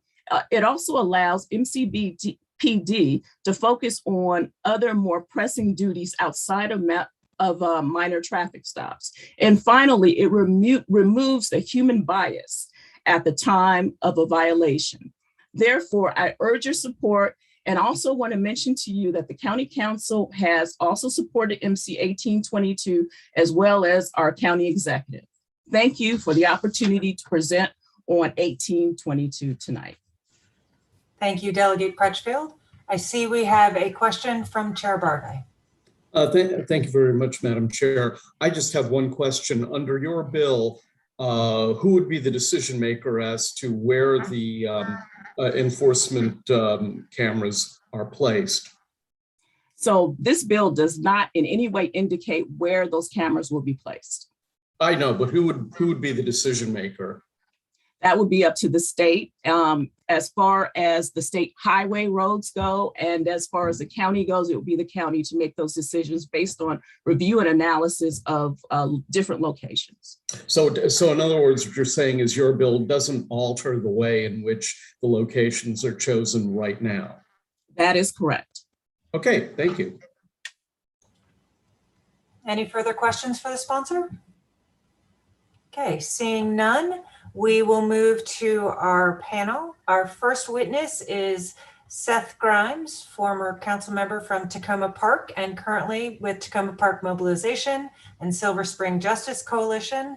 Seth, you have 3 minutes. Thank you, Chair, for that introduction. I'm glad you remember. I'm Seth Grimes. I am representing Silver Spring Justice Coalition and Tacoma Park Mobilization. Our organizations support MC 1822, which we note is enabling legislation to assign automated traffic enforcement to the County Department of Transportation. We do thank Delegate Crutchfield for taking the lead on the legislation, Delegate Stewart for last year's lead, and the 9 delegate members who have signed on as co-requesters this year. Silver Spring Justice Coalition was formed after the killing of Robert White, we'll say his name, by a Montgomery County police officer in 2018. We're a coalition of Montgomery County community organizations and residents that works to eliminate harm by police while empowering community and individuals. Tacoma Park Mobilization is an SSJC member and advocacy organization with over 2,500 followers, active in climate action and environmental concerns, immigration, police and justice reform, and economic equity. Our groups in turn participate in a police out of traffic enforcement working group, and you'll hear from other working group members after me. Why police out of traffic enforcement? Because driving while black, That expression doesn't need any explanation because police traffic stops are racially biased, including in Montgomery County, as documented in the Montgomery County Office of Legislative Oversight's report 2020-9, Local Policing and Best Practices. Stops are often pretextual, constituting harassment and intimidation, and beyond that, a manufactured opportunity for escalation. Consider Sandra Bland, say her name. Too often traffic stops devolve into police violence against Black and brown drivers. We support Montgomery County's policy of shifting traffic enforcement to automated means to speed and red light cameras. And we believe that those cameras would be best operated by a single agency, one whose job is transportation safety rather than inclusive of tasks that are seen as requiring firearms. Montgomery County needs this legislation to have the option of moving traffic enforcement. As Delegate Crutchfield noted, County Executive Mark Elrich and all 9 council members support this bill, just as they and you, the Montgomery County delegation members, unanimously supported last year's bill, which, as Delegate Crutchfield noted, ran into an end of session crunch in the Senate. It's simple, straightforward, hyperlocal enabling bill that will advance us toward meeting Vision Zero goals for a safer community for pedestrians, bicyclists, and motor vehicle drivers and passengers. It'll do this by consolidating responsibility for roadway design and automated traffic enforcement in a single agency, the right agency for the job where the sole focus is transportation. Please move MC 1822 forward, and thank you for this opportunity to comment. Thank you. I see you have your hand up, Senator Kramer, but if you will just wait a moment, we have 2 more witnesses. Peter Gray could not be with us, so we'll move to Omodomala Williams, Young People for Progress. You have 3 minutes. Greetings. My name is Omodomala Williams. I am a resident of Gaithersburg and also a member of Young People for Progress. I'm here to voice support for MC 18-22, which enabled Montgomery County to its Department of Transportation to oversee automated traffic enforcement. We thank delegates Crutchfield, Albacero, Carr, Lopez, Moon, Queen, Shetty, Solomon, Shuddy, and Wilkins for being our co-sponsors. Police over the past few decades are burdened with too many responsibilities outside their core duties. Modern police departments are responsible for an ever-increasing number of government functions and services that almost have nothing to do with actual crime being committed. For example, a man having an anxiety attack or a lady whose car has a flat tire would need services like emergency medical responders or roadside assistance. So basically it's like police departments are being pushed to be generalists instead of actual cops. Allowing other departments to take more responsibility for services around issues in which they specialize will give the public more effective services and support. The Department of Health, for example, handles health violations. The Department of Housing handles housing violations. Why should this be any different with transportation violations? We should not have the police officers responsible for street safety conditions. By asking an organization whose responsibility is street safety to handle automated traffic enforcement, we will allow the police to focus on more important matters. To police, our Department of Transportation handles tasks they are better equipped and for the long term. Thank you for having me speak. Thank you. And the final witness for this panel is Landry Horimberry. You have 2 minutes. Thank you very much. My name is Landry Horimberry. I'm a student at the University of Maryland. My permanent address is in Clarksburg. I would like to thank Delegate Crutchfield for pushing this bill forward, and I'd like to support it as myself.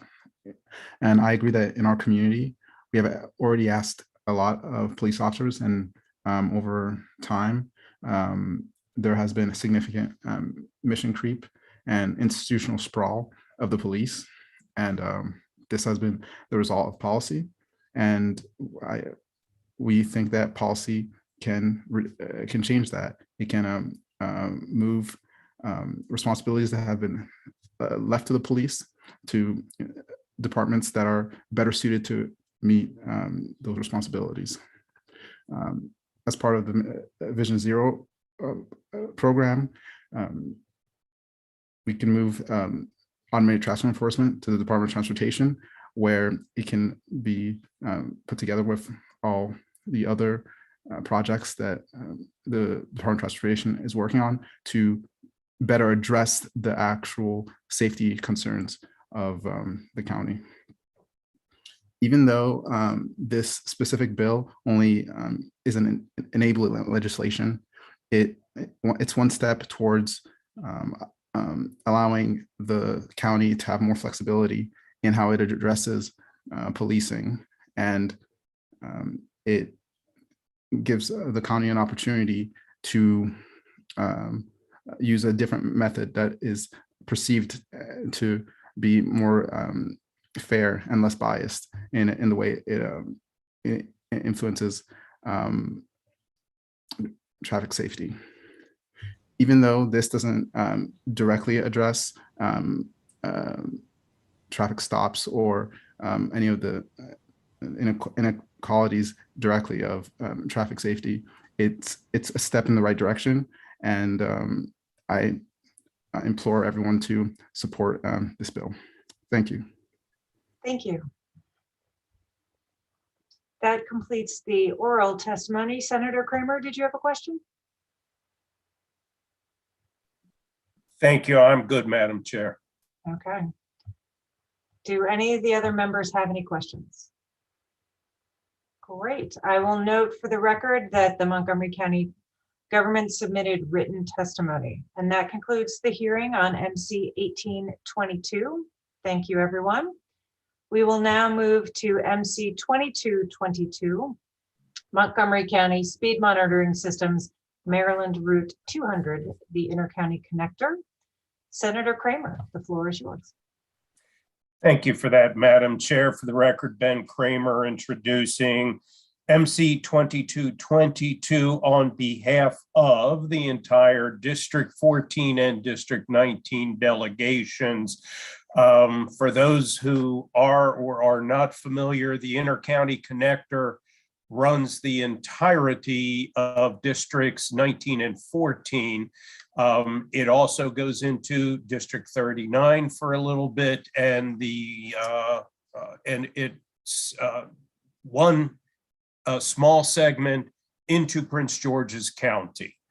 The problem is that the Intercounty Connector is in its design, allows for very high speed traffic, and the sound mitigation, the barriers that were put up along the Intercounty Connector to separate the communities that are contiguous to the roadway, those sound barriers were predicated on studies with vehicles traveling at speeds of 55 miles per hour.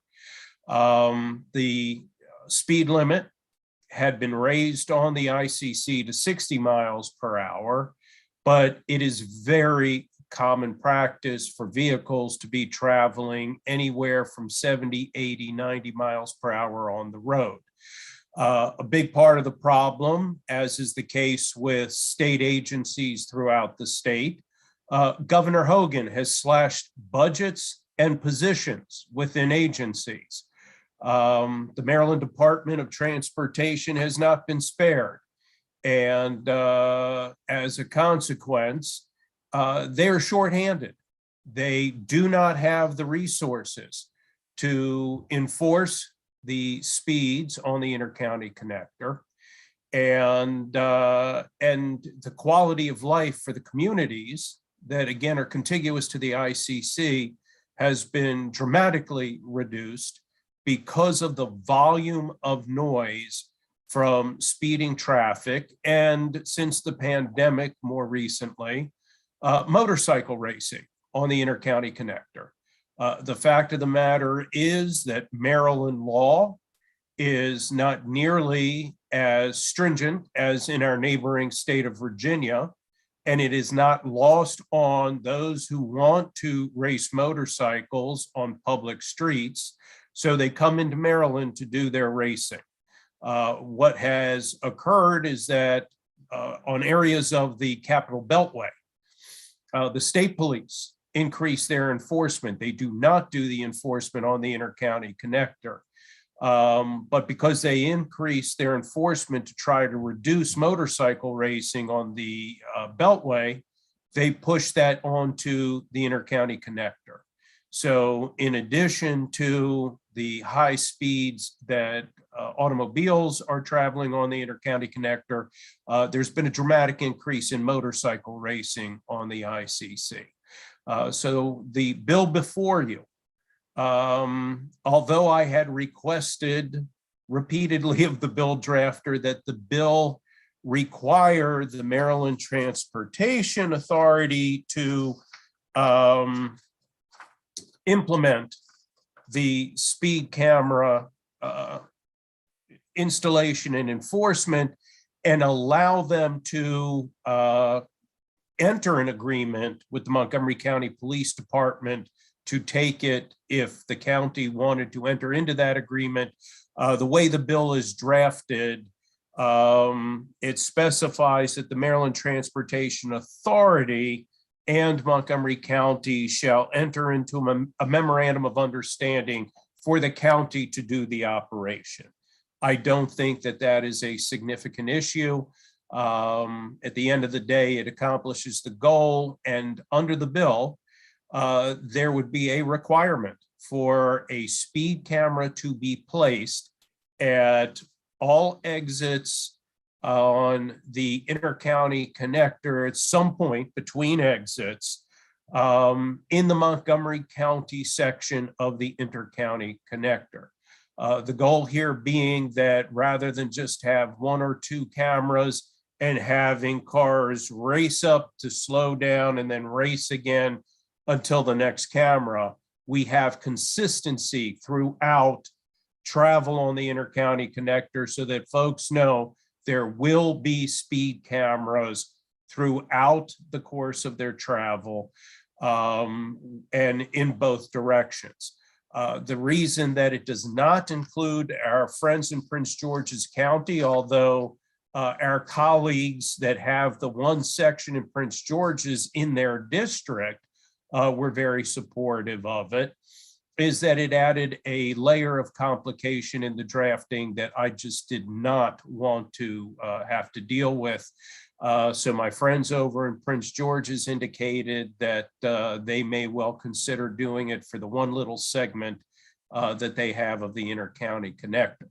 Also with the goal of slowing down overall traffic speeds, it will not be as conducive to those who want to race motorcycles if the speeds of the automobiles in general are being brought down closer to that of the posted speed limit. And as we know, under our speed camera law, it's not a violation unless you're going greater than 12 miles per hour over the speed limit. But knowing what the speeds are on the ICC, trying to bring speeds down to that level would be a significant improvement. So with that, again, on behalf of the District 19 and 14 delegations, I would certainly welcome any questions. Thank you, Senator. Are there any questions for the sponsor? Okay, seeing none, we will move on to the panel. First up, Shruti Bhatnagar with the Sierra Club of Montgomery County. Shruti, you're back. Yes, I am. Thank you, Madam Chair, and thank you to the delegation for giving me this opportunity to testify today twice. I will not give a detailed testimony on this, but we wanted to just wanted to share that the Sierra Club Montgomery County supports Bill 2222 for the same reason that we support Bill 322. It's aligned with the Vision Zero goals and making it safer for drivers and pedestrians. And we want to thank District 14 and District 19 delegation for sponsoring this bill. We will be submitting a testimony if needed, but we would urge the full delegation to please support this bill. Thank you so much. Thank you. Next up, Mark Friedman, Maryland Coalition for Highway Safety. You have 3 minutes. Thank you and good evening. I'd like to take this opportunity to share my perspective and advocate in favor of Bill MC 22-22, the Montgomery County Speed Monitoring System for Maryland Route 200. So as you mentioned, my name is Mark Friedman, and I am a 35-year resident of Montgomery County, residing in Olney, Maryland. I'm the president of the Hollowell Homeowners Association, and I'm a charter member of the Maryland Coalition for Highway Safety. I'm here this evening to share 3 things. One is a quick personal story of why I'm so engaged in this bill. Second is share our coalition's philosophy on the need to take action on the issue of speeding and dangerous driving in Montgomery County. And third, share some brief facts regarding the benefits of adding speed cameras to the Maryland 200 Inter-County Connector. My story and the reason for my involvement in the coalition is simple. Over the years, I have lost 2 family members to negligent drivers. One involved a drunk driver speeding on a highway, and the other was a pedestrian struck by a vehicle speeding on a suburban sidewalk. Both left behind grieving spouse and young children who would never grow up to know the love and support of one of their parents. These tragedies were senseless and preventable, and it's incumbent on us to get involved to make a difference in advocating for the safety of others. Again, that's why I'm here. As a member of the Maryland Coalition for Highway Safety, our philosophy and objectives are clear. We wish to actively address several risks as follows.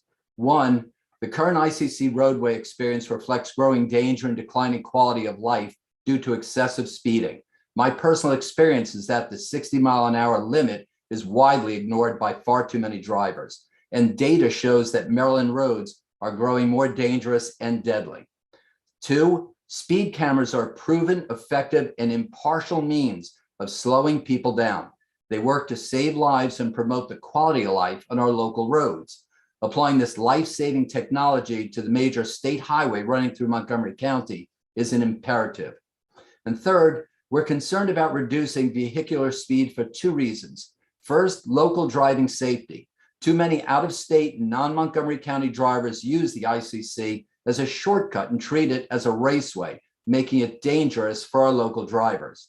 Second, as neighboring ICC 200 residents, we should not have to tolerate the loud roadway noise due largely to the illegal speeding that takes place on the ICC. 5 quick facts for your consideration. Number 1, speed cameras do work to slow traffic, save lives. Number 2, speed cameras make violators pay, not innocent travelers who incur accident or injury from negligent speeders. Number 3, speed cameras are automated, freeing up law enforcement officials time to address other key needs. Number 4, speed cameras are impartial and do not discriminate based on race, gender, age, or other profiling. And number 5, speed cameras are cost effective and the revenue will pay for itself and can be used for other beneficial activities. So in closing, we believe that while speed cameras may not be the ultimate answer to eliminating reckless driving speeders, they're a meaningful step in the incremental process of helping to create a safer driving experience in Montgomery County. So I thank you for your time, and I ask you to please help us by advocating for approval of MC 22-22.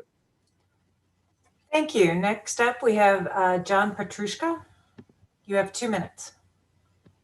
Senators and delegates, thank you for hearing my testimony this evening. My name is John Petrushka, and I reside in the Wheaton area of Silver Spring. Residents of Silver Spring know that aggressive driving, including documented street racing and serious collisions, have been a problem for many years. Montgomery County Councilmember Tom Hucker himself alluded to this problem in a statement to NBC News 4 about increased street racing in the county during the first year of the pandemic. State police data reflected similar trends statewide. Speeding violations jumped nearly 40% from February to May 2020. My neighbors and I avoid walking on the sidewalk adjacent to Georgia Avenue after a vehicle collision demolished the sign located beyond the sidewalk for an apartment complex at Wyndham Lane and Georgia Avenue in October of this year. The Action Committee for Transit notes that 7 pedestrians have been killed in a 4.2-mile stretch of Georgia Avenue in Wheaton just since August 2019, and there are an average of 12.5 collisions per mile per year there. And this is not a new problem. Vision Zero Montgomery County recorded 10 motorists and 4 pedestrians killed between Forest Glen and Pliers Mill Roads, just over 1 mile of Georgia Avenue between 2012 and 2016. The proximity of Georgia Avenue to the ICC, where speed enforcement also is lax, appears to contribute to this, as the same driving behavior is witnessed in both places. If the ICC is the racetrack, Georgia Avenue is literally an on-ramp to the track. The link between vehicle speed and roadway danger is apparent enough to the state, as well as the county, that both have lowered speed limits on roadways throughout the county in an effort to enhance pedestrian safety. However, lower speed limits will do little to deter those who violate them already. That is why stronger enforcement is needed. Therefore, I urge adoption of MC 2222 as soon as possible, and for the legislature to pursue similar legislation for other roadways in our region. Studies by the IAHS and Montgomery County Office of Legislative Oversight demonstrate that speed cameras help to reduce speed on our roadways. Much more action is needed, but this is a good first step. Thank you. Thank you. And our final witness for this bill, Brenda Funk. You have 2 minutes. Good evening, and thank you, Madam Chair, and thank you for allowing me to speak. As I said, my name is Brenda Funk, and I am a resident of Brook Manor Estates in Rockville, which is near the Olney line. My house backs up to the ICC near the Georgia Avenue exit. In addition to hearing speeding motorcycles and cars on the ICC from our house every morning, noon, and night, I witness the speeders when I drive on the ICC many times during the week, often traveling towards 495 and 270. The speeding of the drivers is out of control. Cars and motorcycles weave in and out of traffic and have no consideration for the posted speed limit. We keep hearing this word raceway. It really is a raceway for many individuals on the road. I have 2 young daughters who are recently newly licensed drivers, and I prefer that they not get on the ICC because of the reckless driving. It is just too dangerous. So I'm fully in support of the placement of speed cameras on the ICC, as are many of my friends and neighbors. And I just wanted to kind of reiterate the necessity of putting these speed cameras up, because frankly, they work. People slow down when they know that there are speed cameras. And I just don't want, I don't want to be hearing stories of people dying when it really could be helped by having these speed cameras. So I support the law, and I thank you for your time. Thank you. Are there any questions for these witnesses? Okay, seeing none, that concludes the hearing on MC 2222. Thank you, everyone. We will move on to PGMC 10722, Montgomery County Land Use Documents Certification. Again, Senator Kramer, the floor is yours. And thank you for that again, Madam Chair. Colleagues, this bill is going to be somewhat familiar to you. It has been before the delegation, and what it would do is require that certain land use application documents that currently are not required to be signed under the penalty of perjury be signed under the penalty of perjury. And you'll hear from Ms. Carol Barth as to the reason why it's important that we do that. We have currently within Park and Planning and Montgomery County Permitting Services dozens of certifications and applications that are signed under the penalty of perjury. And there's a reason for that.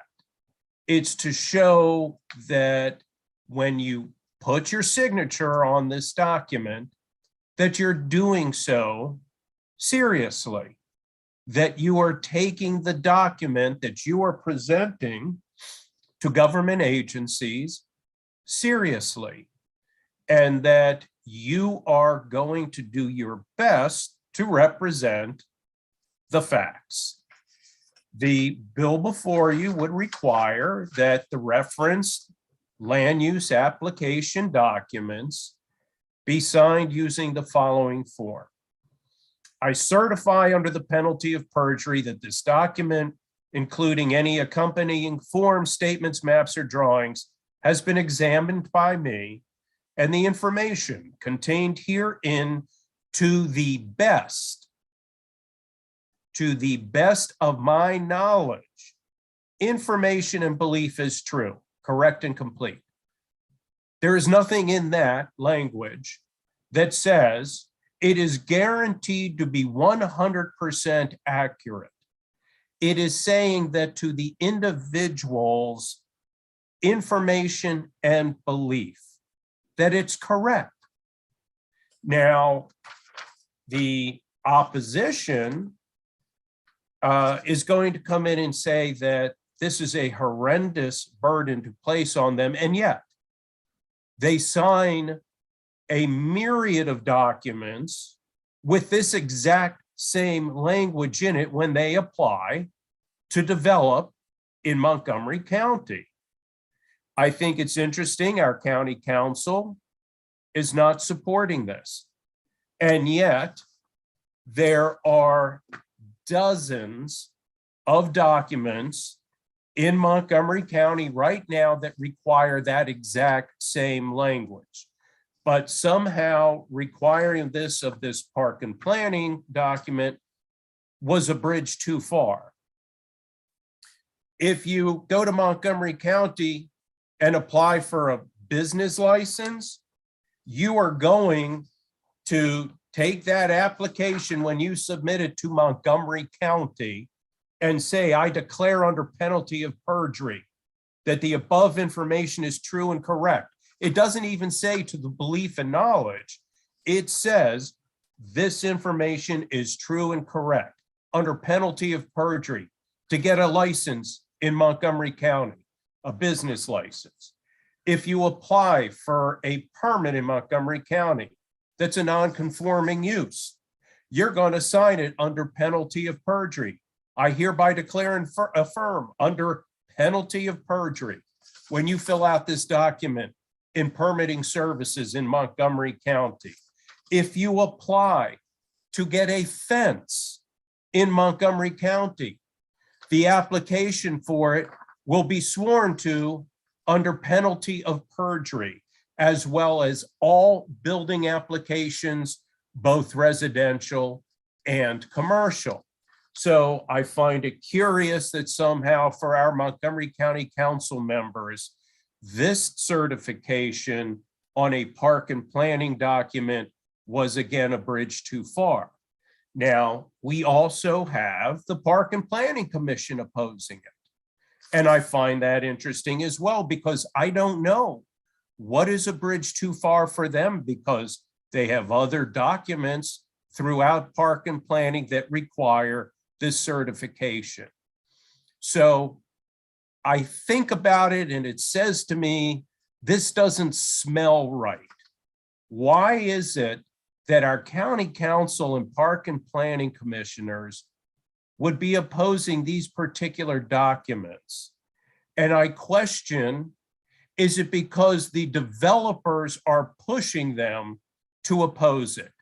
Is this a consequence of the development community? And why would the development community oppose it if they are submitting these documents in good faith? And that's what this is about. It's good faith.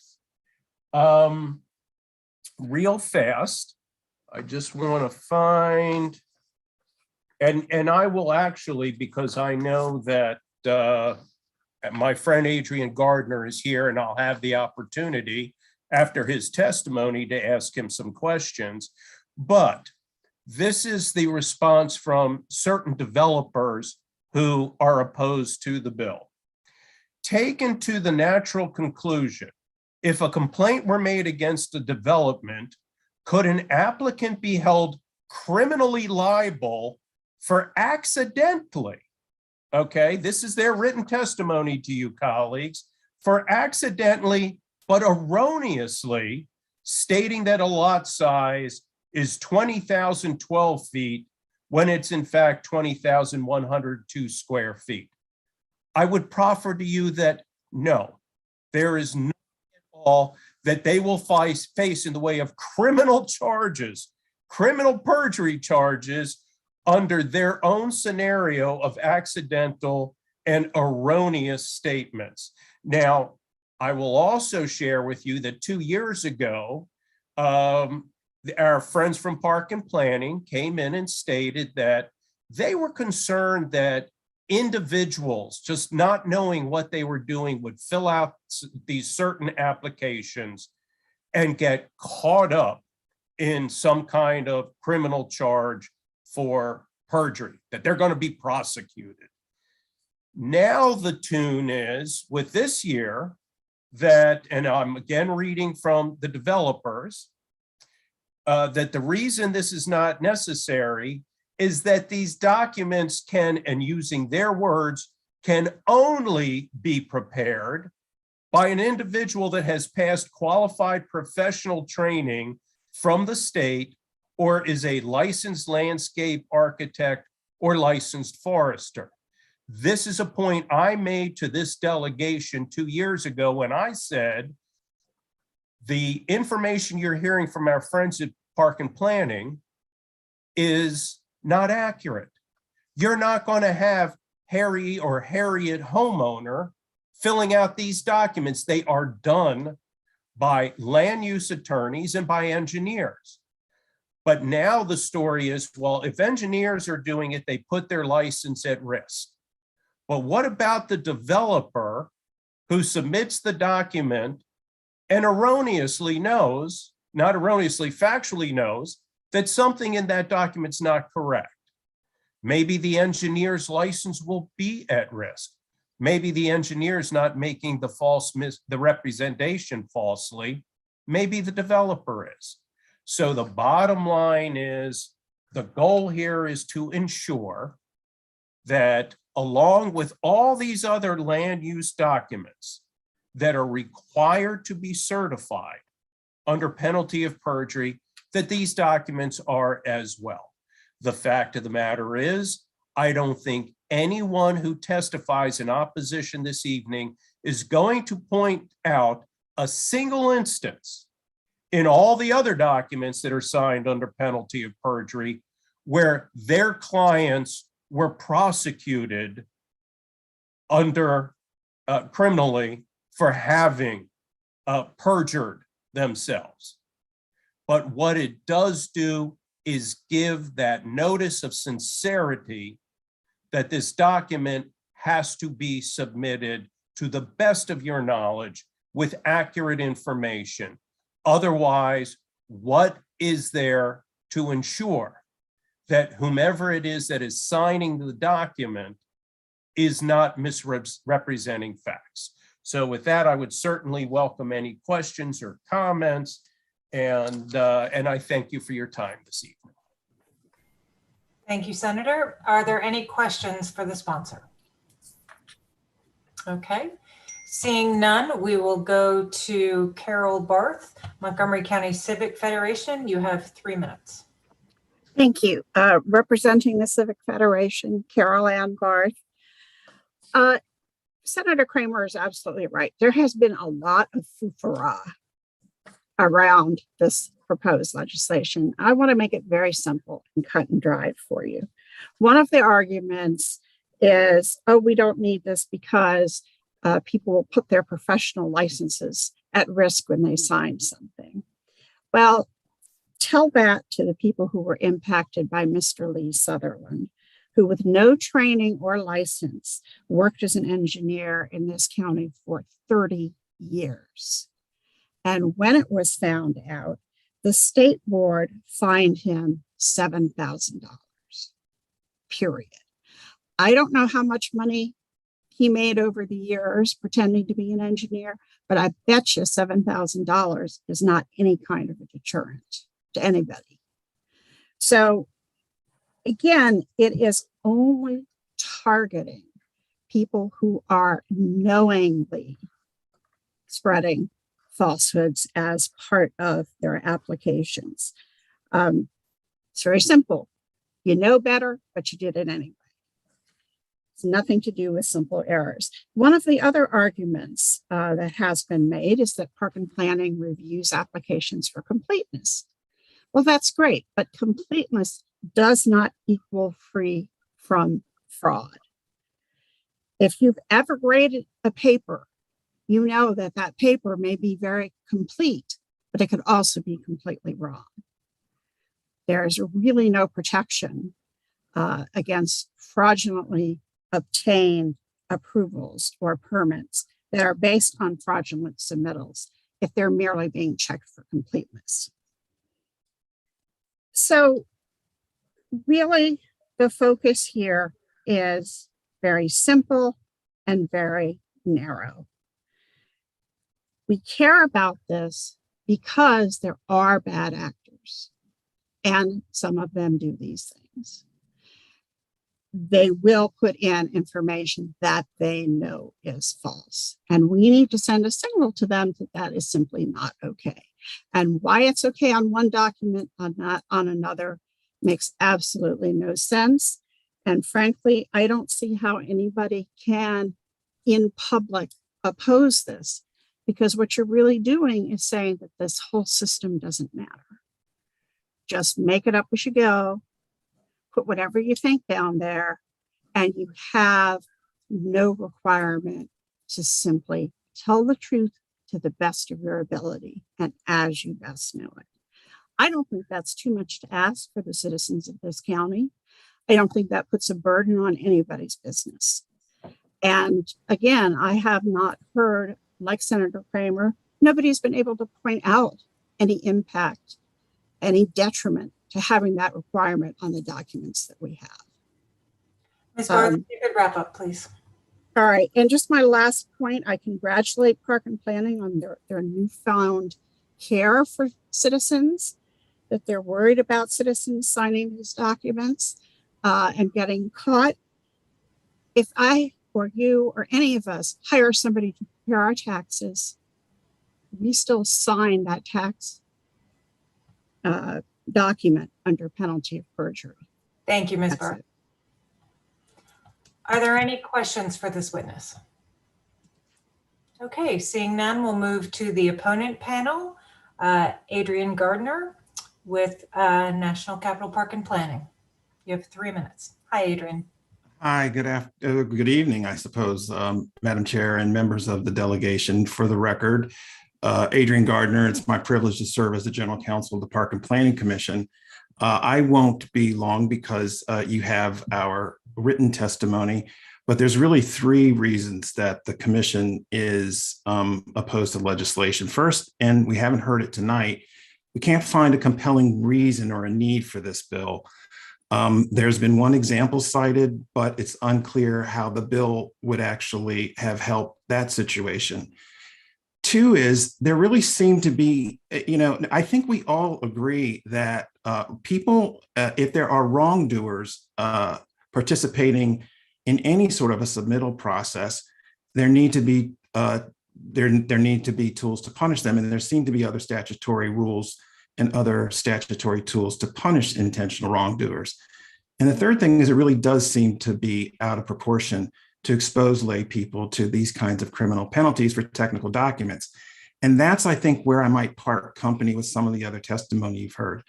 And that is because when you think about swearing to a tax return or a business license, the person who's making the affirmation is actually competent to say, yes, I gave the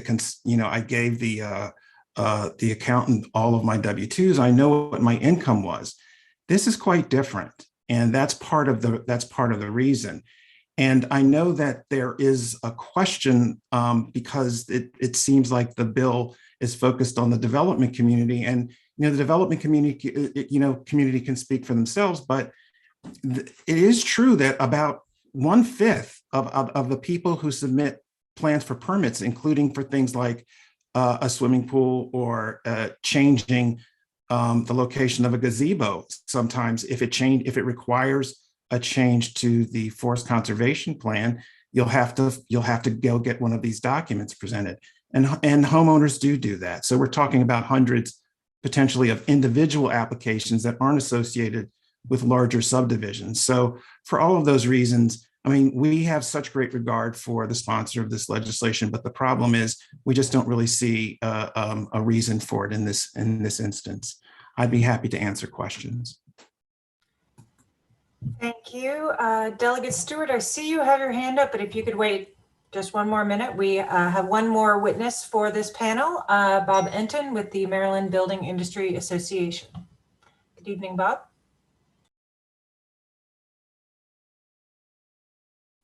Thank you very much, Madam Chairman. Good evening.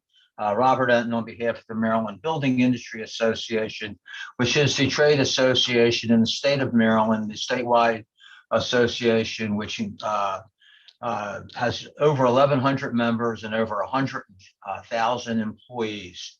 It includes home builders, remodelers, engineers, various professionals, and people who either own real estate and want to develop it and build on it, or people who want to develop it and then turn it over to a builder to build on. I guess my recollection is this is the third year for this bill. It was not in last year. It was in the year before last and the year before that, and it's never made it out of the Montgomery County delegation committee. And I think one of the primary reasons is that both in those years and tonight, not one single instance or example of a material misstatement of fact has been pointed out. I've represented the Builders Association for over 20 years. No delegate from Montgomery County, or quite frankly, any other county, has come to me and said, I've got a constituent who has been injured because a builder misstated a fact. The bottom line is, if I'm going to develop a property or you're going to develop a property, under this certification that exists today, I've got to hire a licensed forester. I have to hire a licensed engineer. I don't know, I have to hire a licensed surveyor. I don't know if the surveyor says, and I think the example was not, with all due respect to the sponsor, I see he's got his hand up. I'm looking forward to his questions. I don't know whether the line that shows the boundary on the survey is a foot off or 2 feet off. I don't know whether the forest, the description of the forest is accurate. That's why I hire a licensed forester to have someone subject to someone, a neighbor, whoever, who doesn't like them, who feels aggrieved, be able to bring a criminal charge which carries a 10-year sentence seems excessive. The penalty that's in place today is, number one, you can lose your license. And number two, you got to go back and start all over again with your development if something that's stated in there turns out not to be true. We think that's the penalty that keeps people in line. And that's why you don't have any examples of any egregious circumstances. I'd also like to thank Senator Kramer. He did discuss this with me prior to this evening.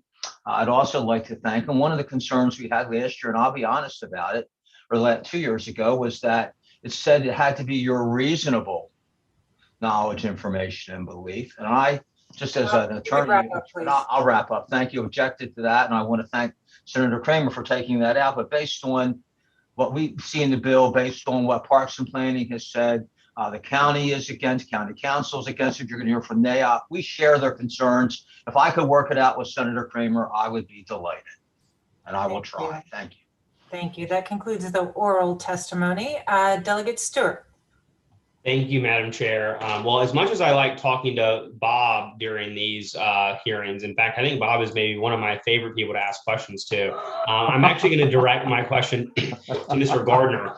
And it's because I'm just kind of like a little bit confused. I Googled this for a minute and I found Maryland Form 385, which is an application for a brewery special event permit. Now, with all due respect to Senator Zucker and his passion, I'm a relative novice when it comes to either land use documents or brewery permits. I think I could easily be described as a layperson. But what I'm having a hard time understanding is whether my relative expertise, let's say I'm filling out this form, which by the way, Form 385, an application for a brewery special event permit, you sign it under penalty of perjury, okay? And basically all it asks you is like a description of your brewery event. But I'm having a hard time understanding why my status as a layperson or an expert about either land use or breweries has anything to do with whether or not I'm likely or unlikely to submit a document fraudulently. Because like the standard for perjury is not only do you make a false statement, you do so knowingly with an intent to defraud. So I'm just having a hard time understanding why someone's status as either an expert or a layperson or what on any given topic makes them more or less likely to intentionally want to defraud people. Can you help me understand that?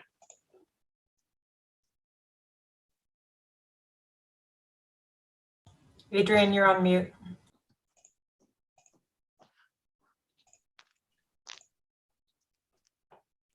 Adrian, you're still on mute.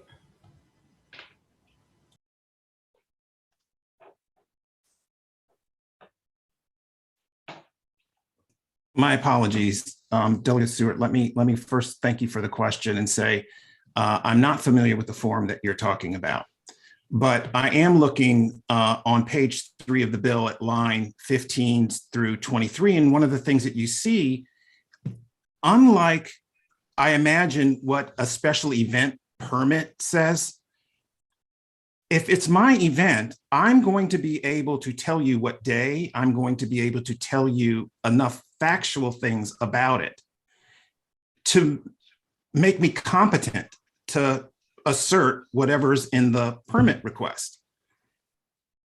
With all due respect to this bill, to talk about the forest stand delineation, including maps and drawings, if I want to submit that as part of my application to move the gazebo or to get a new pathway for my driveway that requires me to change the forest conservation boundary, I'm not actually able to say one way or the other.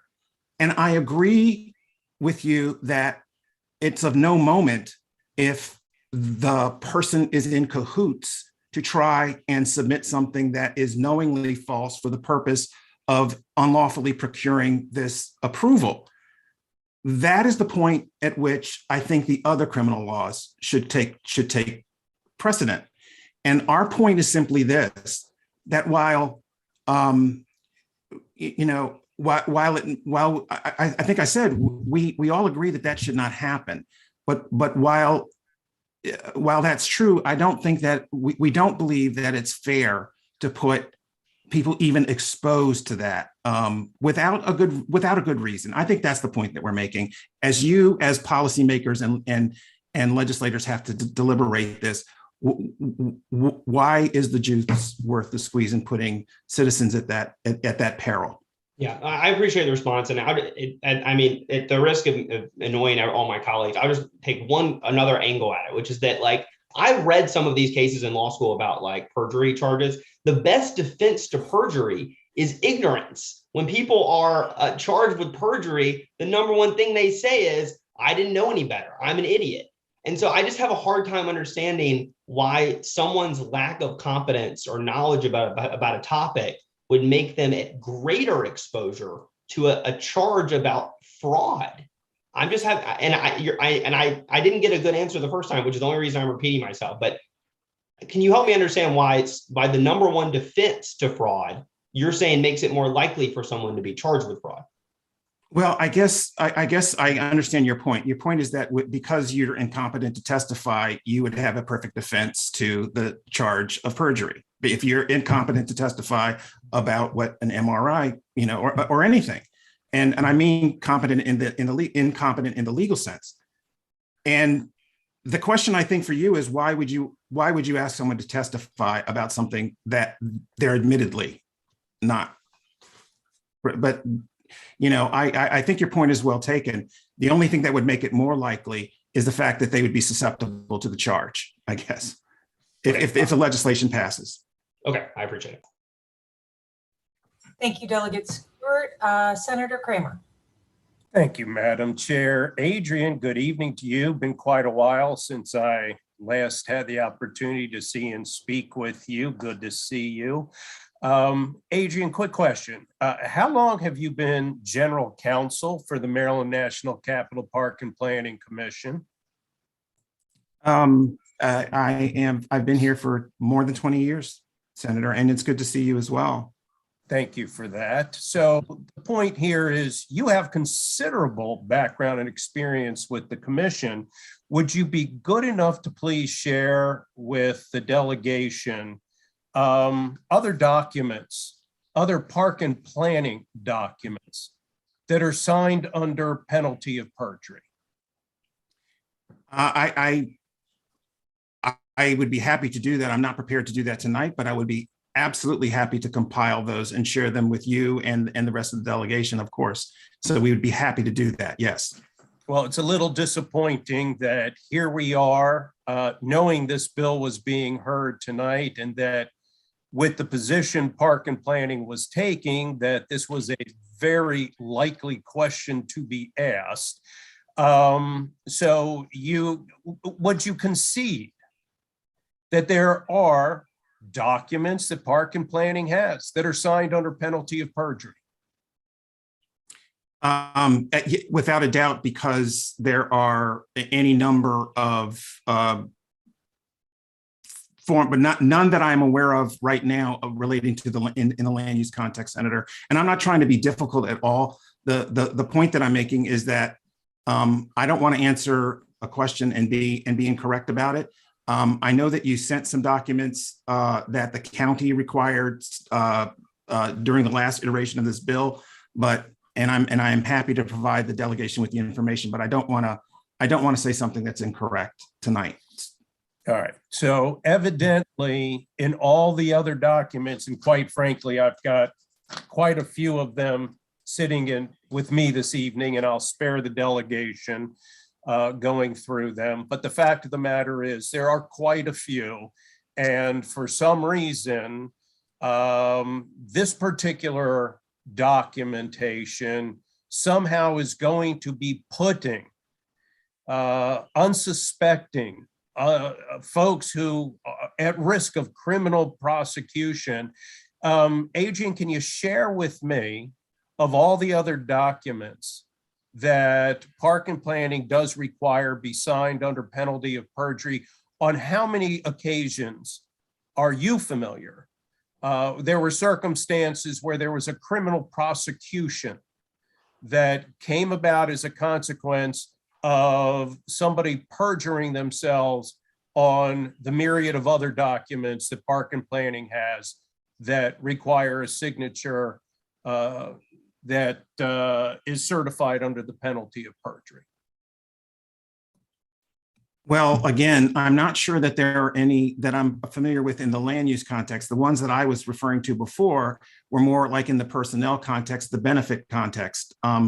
And so not necessarily in the land use context. And to that question, I would say there has not been any that I'm aware of. So in any context, any whatsoever that comes to mind in your 20 years as general counsel of Park and Planning, despite your assertion and the concerns of our commissioners that somehow somebody innocent mistakenly made a line on a document and they're now going to be prosecuted. But in your 20 years as general counsel, you're not familiar of any instance under any circumstance where there was a criminal prosecution for perjury on a document was submitted to Park and Planning? I believe that there was an investigation. I don't know if it, and this was about 15 years ago or so. I know that there was an investigation, but I don't know if it actually led to a charge. But so I think, I'm not trying to be difficult. I just want to be accurate. All right, thank you for that. And Madam Chair, if I may, very quickly, my good friend D. Robert Anton, and I'll be much more succinct in wrapping this up with D. Robert. Hi, Bob. Good evening, Senator. Bob, you indicated that that your concern is that your clients are not the ones who are preparing these documents, and therefore they are simply not going to have the knowledge and understanding, despite the fact the language of the certification is to the best of my knowledge,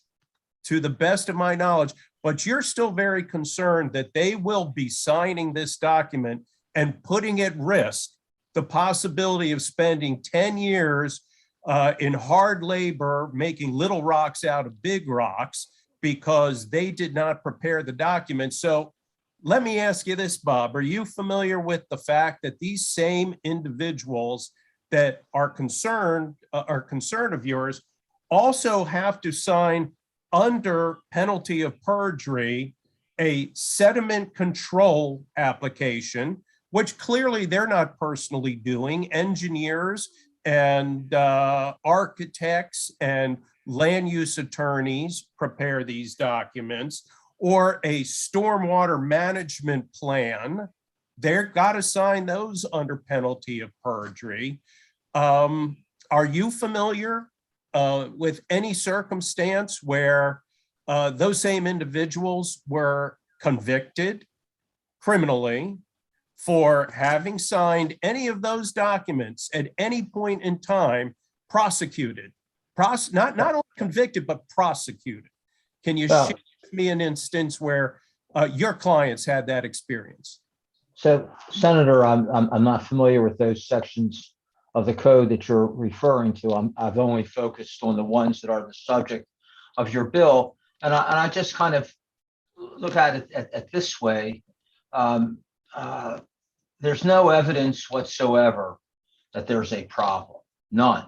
Not one word of testimony that there's a problem out there. And Bob, I don't want to interrupt you, but because of you just did, but go ahead. brevity and 2 minutes of testimony, the last time this bill was heard, there was considerable testimony from the Montgomery County Civic Federation about instances where this particular section and applications were violated and were problematic. And so tonight, no. But I don't know. I don't recall that part of the testimony, Senator. But just let me say that I just think that what I'm afraid we're going to see, and what my clients I think are afraid they're going to see, is now if you're going to put this in place, then anyone who is unhappy with a development coming into their neighborhood have the ability to go file a criminal complaint to say there was some misstatement of fact in one of these documents, and ask that the owner of the property be prosecuted. And it just seems to me that's a pretty dramatic thing to have hanging over your head when there's no evidence that there's a real problem. And who's going to make the decision about that prosecution, Bob? Who knows? Is it the individual who just wants to stop a development in a community? Well, I mean, put yourself. Make the decision about that prosecution. Come on, Bob. Gentlemen, we have another question, and we will have a work session. So. Okay. Thank you, Madam Chair. I'm finished. Thank you. Thank you, Senator. I assume you would like me to answer the question in private. I will. Thank you. Thank you, Senator. Delegate Crutchfield. Thank you, Madam Chair. I just had a really quick question for Mr. Gardner. So are the land use documents considered contracts between the party that is actually trying to create those documents with the Park and Planning Board or committee or commission? Um, Good evening, Delegate Crutchfield. Thanks for the question. I don't think that they're considered contracts because what we're really talking about in the approval process is exercising the police power and granting or denying a permit or an approval based on codes that specify what's supposed to happen with a particular development proposal, whether it is a swimming pool or a skyscraper, either one. So it really wouldn't be a contract, but it would be, and there really isn't any benefit to the government. The government really doesn't look at it that way. The government's role is to simply make sure that all of the regulations are adhered to. So I would not say that it's really a contract. And I think what I kind of missed the last time is that it is true that that many of these applications are filed on behalf of owners, but it is also true that sometimes owners file them themselves. And that was the point that I was making, is that there are actually owners who file them themselves. Okay, but again, with the land, I'm sorry, Madam Chair, may I ask a follow-up question, please? Thank you. With those, with that in mind, that this is really something that people are or that your organization is actually able to enforce, is there a sign off on those documents by the individual who is requesting the documents? And even though there's not a certification of perjury, but is there a sign off somewhere? Do they actually sign off on those documents? Does our staff sign off on them? No, does the individual who is applying for an application, yes, for land use documents in any format, do they actually sign off on those documents? Have a signature? Yes, I think it depends on exactly which kind. And so I don't want to be categorical about it, but I believe the answer to your question is yes, with certain of them they do, and not necessarily with all of them. For example, a sediment control permit might be able to be signed by the engineer and not necessarily the owner, or vice versa. What we can do is get you a more detailed sort of roster of what gets filed and who normally files it. Okay, and then how are those documents enforced then? Are they enforced against the person that signs off on those documents? The answer to that is yes, absolutely. And in fact, what happens is if people violate, for example, a forest conservation plan, our agency would actually conduct a hearing and impose penalties for violating when they change them, which is why the applications to change them are so important. Thank you. Okay, seeing no further questions, I will just note for the record that the county executive, the county council, and NAOP all submitted written testimony. So that concludes the hearing on PGMC 10722, and we will end the evening with PGMC 111-22, Washington Suburban Transit Commission, Montgomery County Commissioners, repeal of term limit. Delegate Solomon, the floor is yours. Thank you, Madam Chair. Colleagues, I know at 10:05 we all want to be talking about the bylaws for WSTC, so I will be brief. What this bill does is just remove the term limit provision so that folks who have served and may want to be appointed or may be appointed by the county executive, if they have served a term as appointed by the governor, can remain on. We think that this bill would keep checks and balances because the folks who are appointed to those boards by the county executive are approved by the county council. So there's a check and balance and a role for oversight. The bill is supported by our county executive. We found out this afternoon, WSTC supports it as well. They did offer an amendment to essentially bring in the Prince George's County executive as well, which has the same authority. We're open to that, but happy to take any questions or any other information that's needed. Thank you. Delegate Kaiser? Delegate Solomon, I just want to ask you if you've been learning from Senator Kramer or others, but when you say I'll be brief and you're actually brief, that's not usually how it works. Usually you just say it and then talk for 10 minutes. So I just want to correct you for the next time. I mean, Delegate Kaiser, I have bylaws at the ready that I'm happy to read through, but I figured I'd spare you all. Thank you. I'll note for the record that there is no other witness for this bill. The Montgomery County Executive and the County Council submitted written testimony. So that concludes the hearing for PGMC 111-22. I turn it over to you, Chair Corman. Great. Thank you, Chair Love. Thanks for your work on that. Thanks again to Chair Chi. Thank you to Rebecca and Katie for guiding all this. Just a reminder to the House members that the committees will be meeting virtually over the next week or two, outside the holidays, obviously, to try to move some of these bills along. Chair Kramer, any brief closing comments? Yeah, I'll start with the fact that Delegate Shetty evidently has a gorgeous fur baby sitting on her lap. And can you turn that fur baby towards the camera so we can get a better look at that? Look at that beautiful face. That's a baby there. No further comments. Thank you, Mr. Chair Corman. Just want to say everything was run very smoothly and efficiently. Well done. And again, my very best to all for a wonderful holiday season. Happy holidays, everybody. Good night. Thank you. Happy holidays. Bye.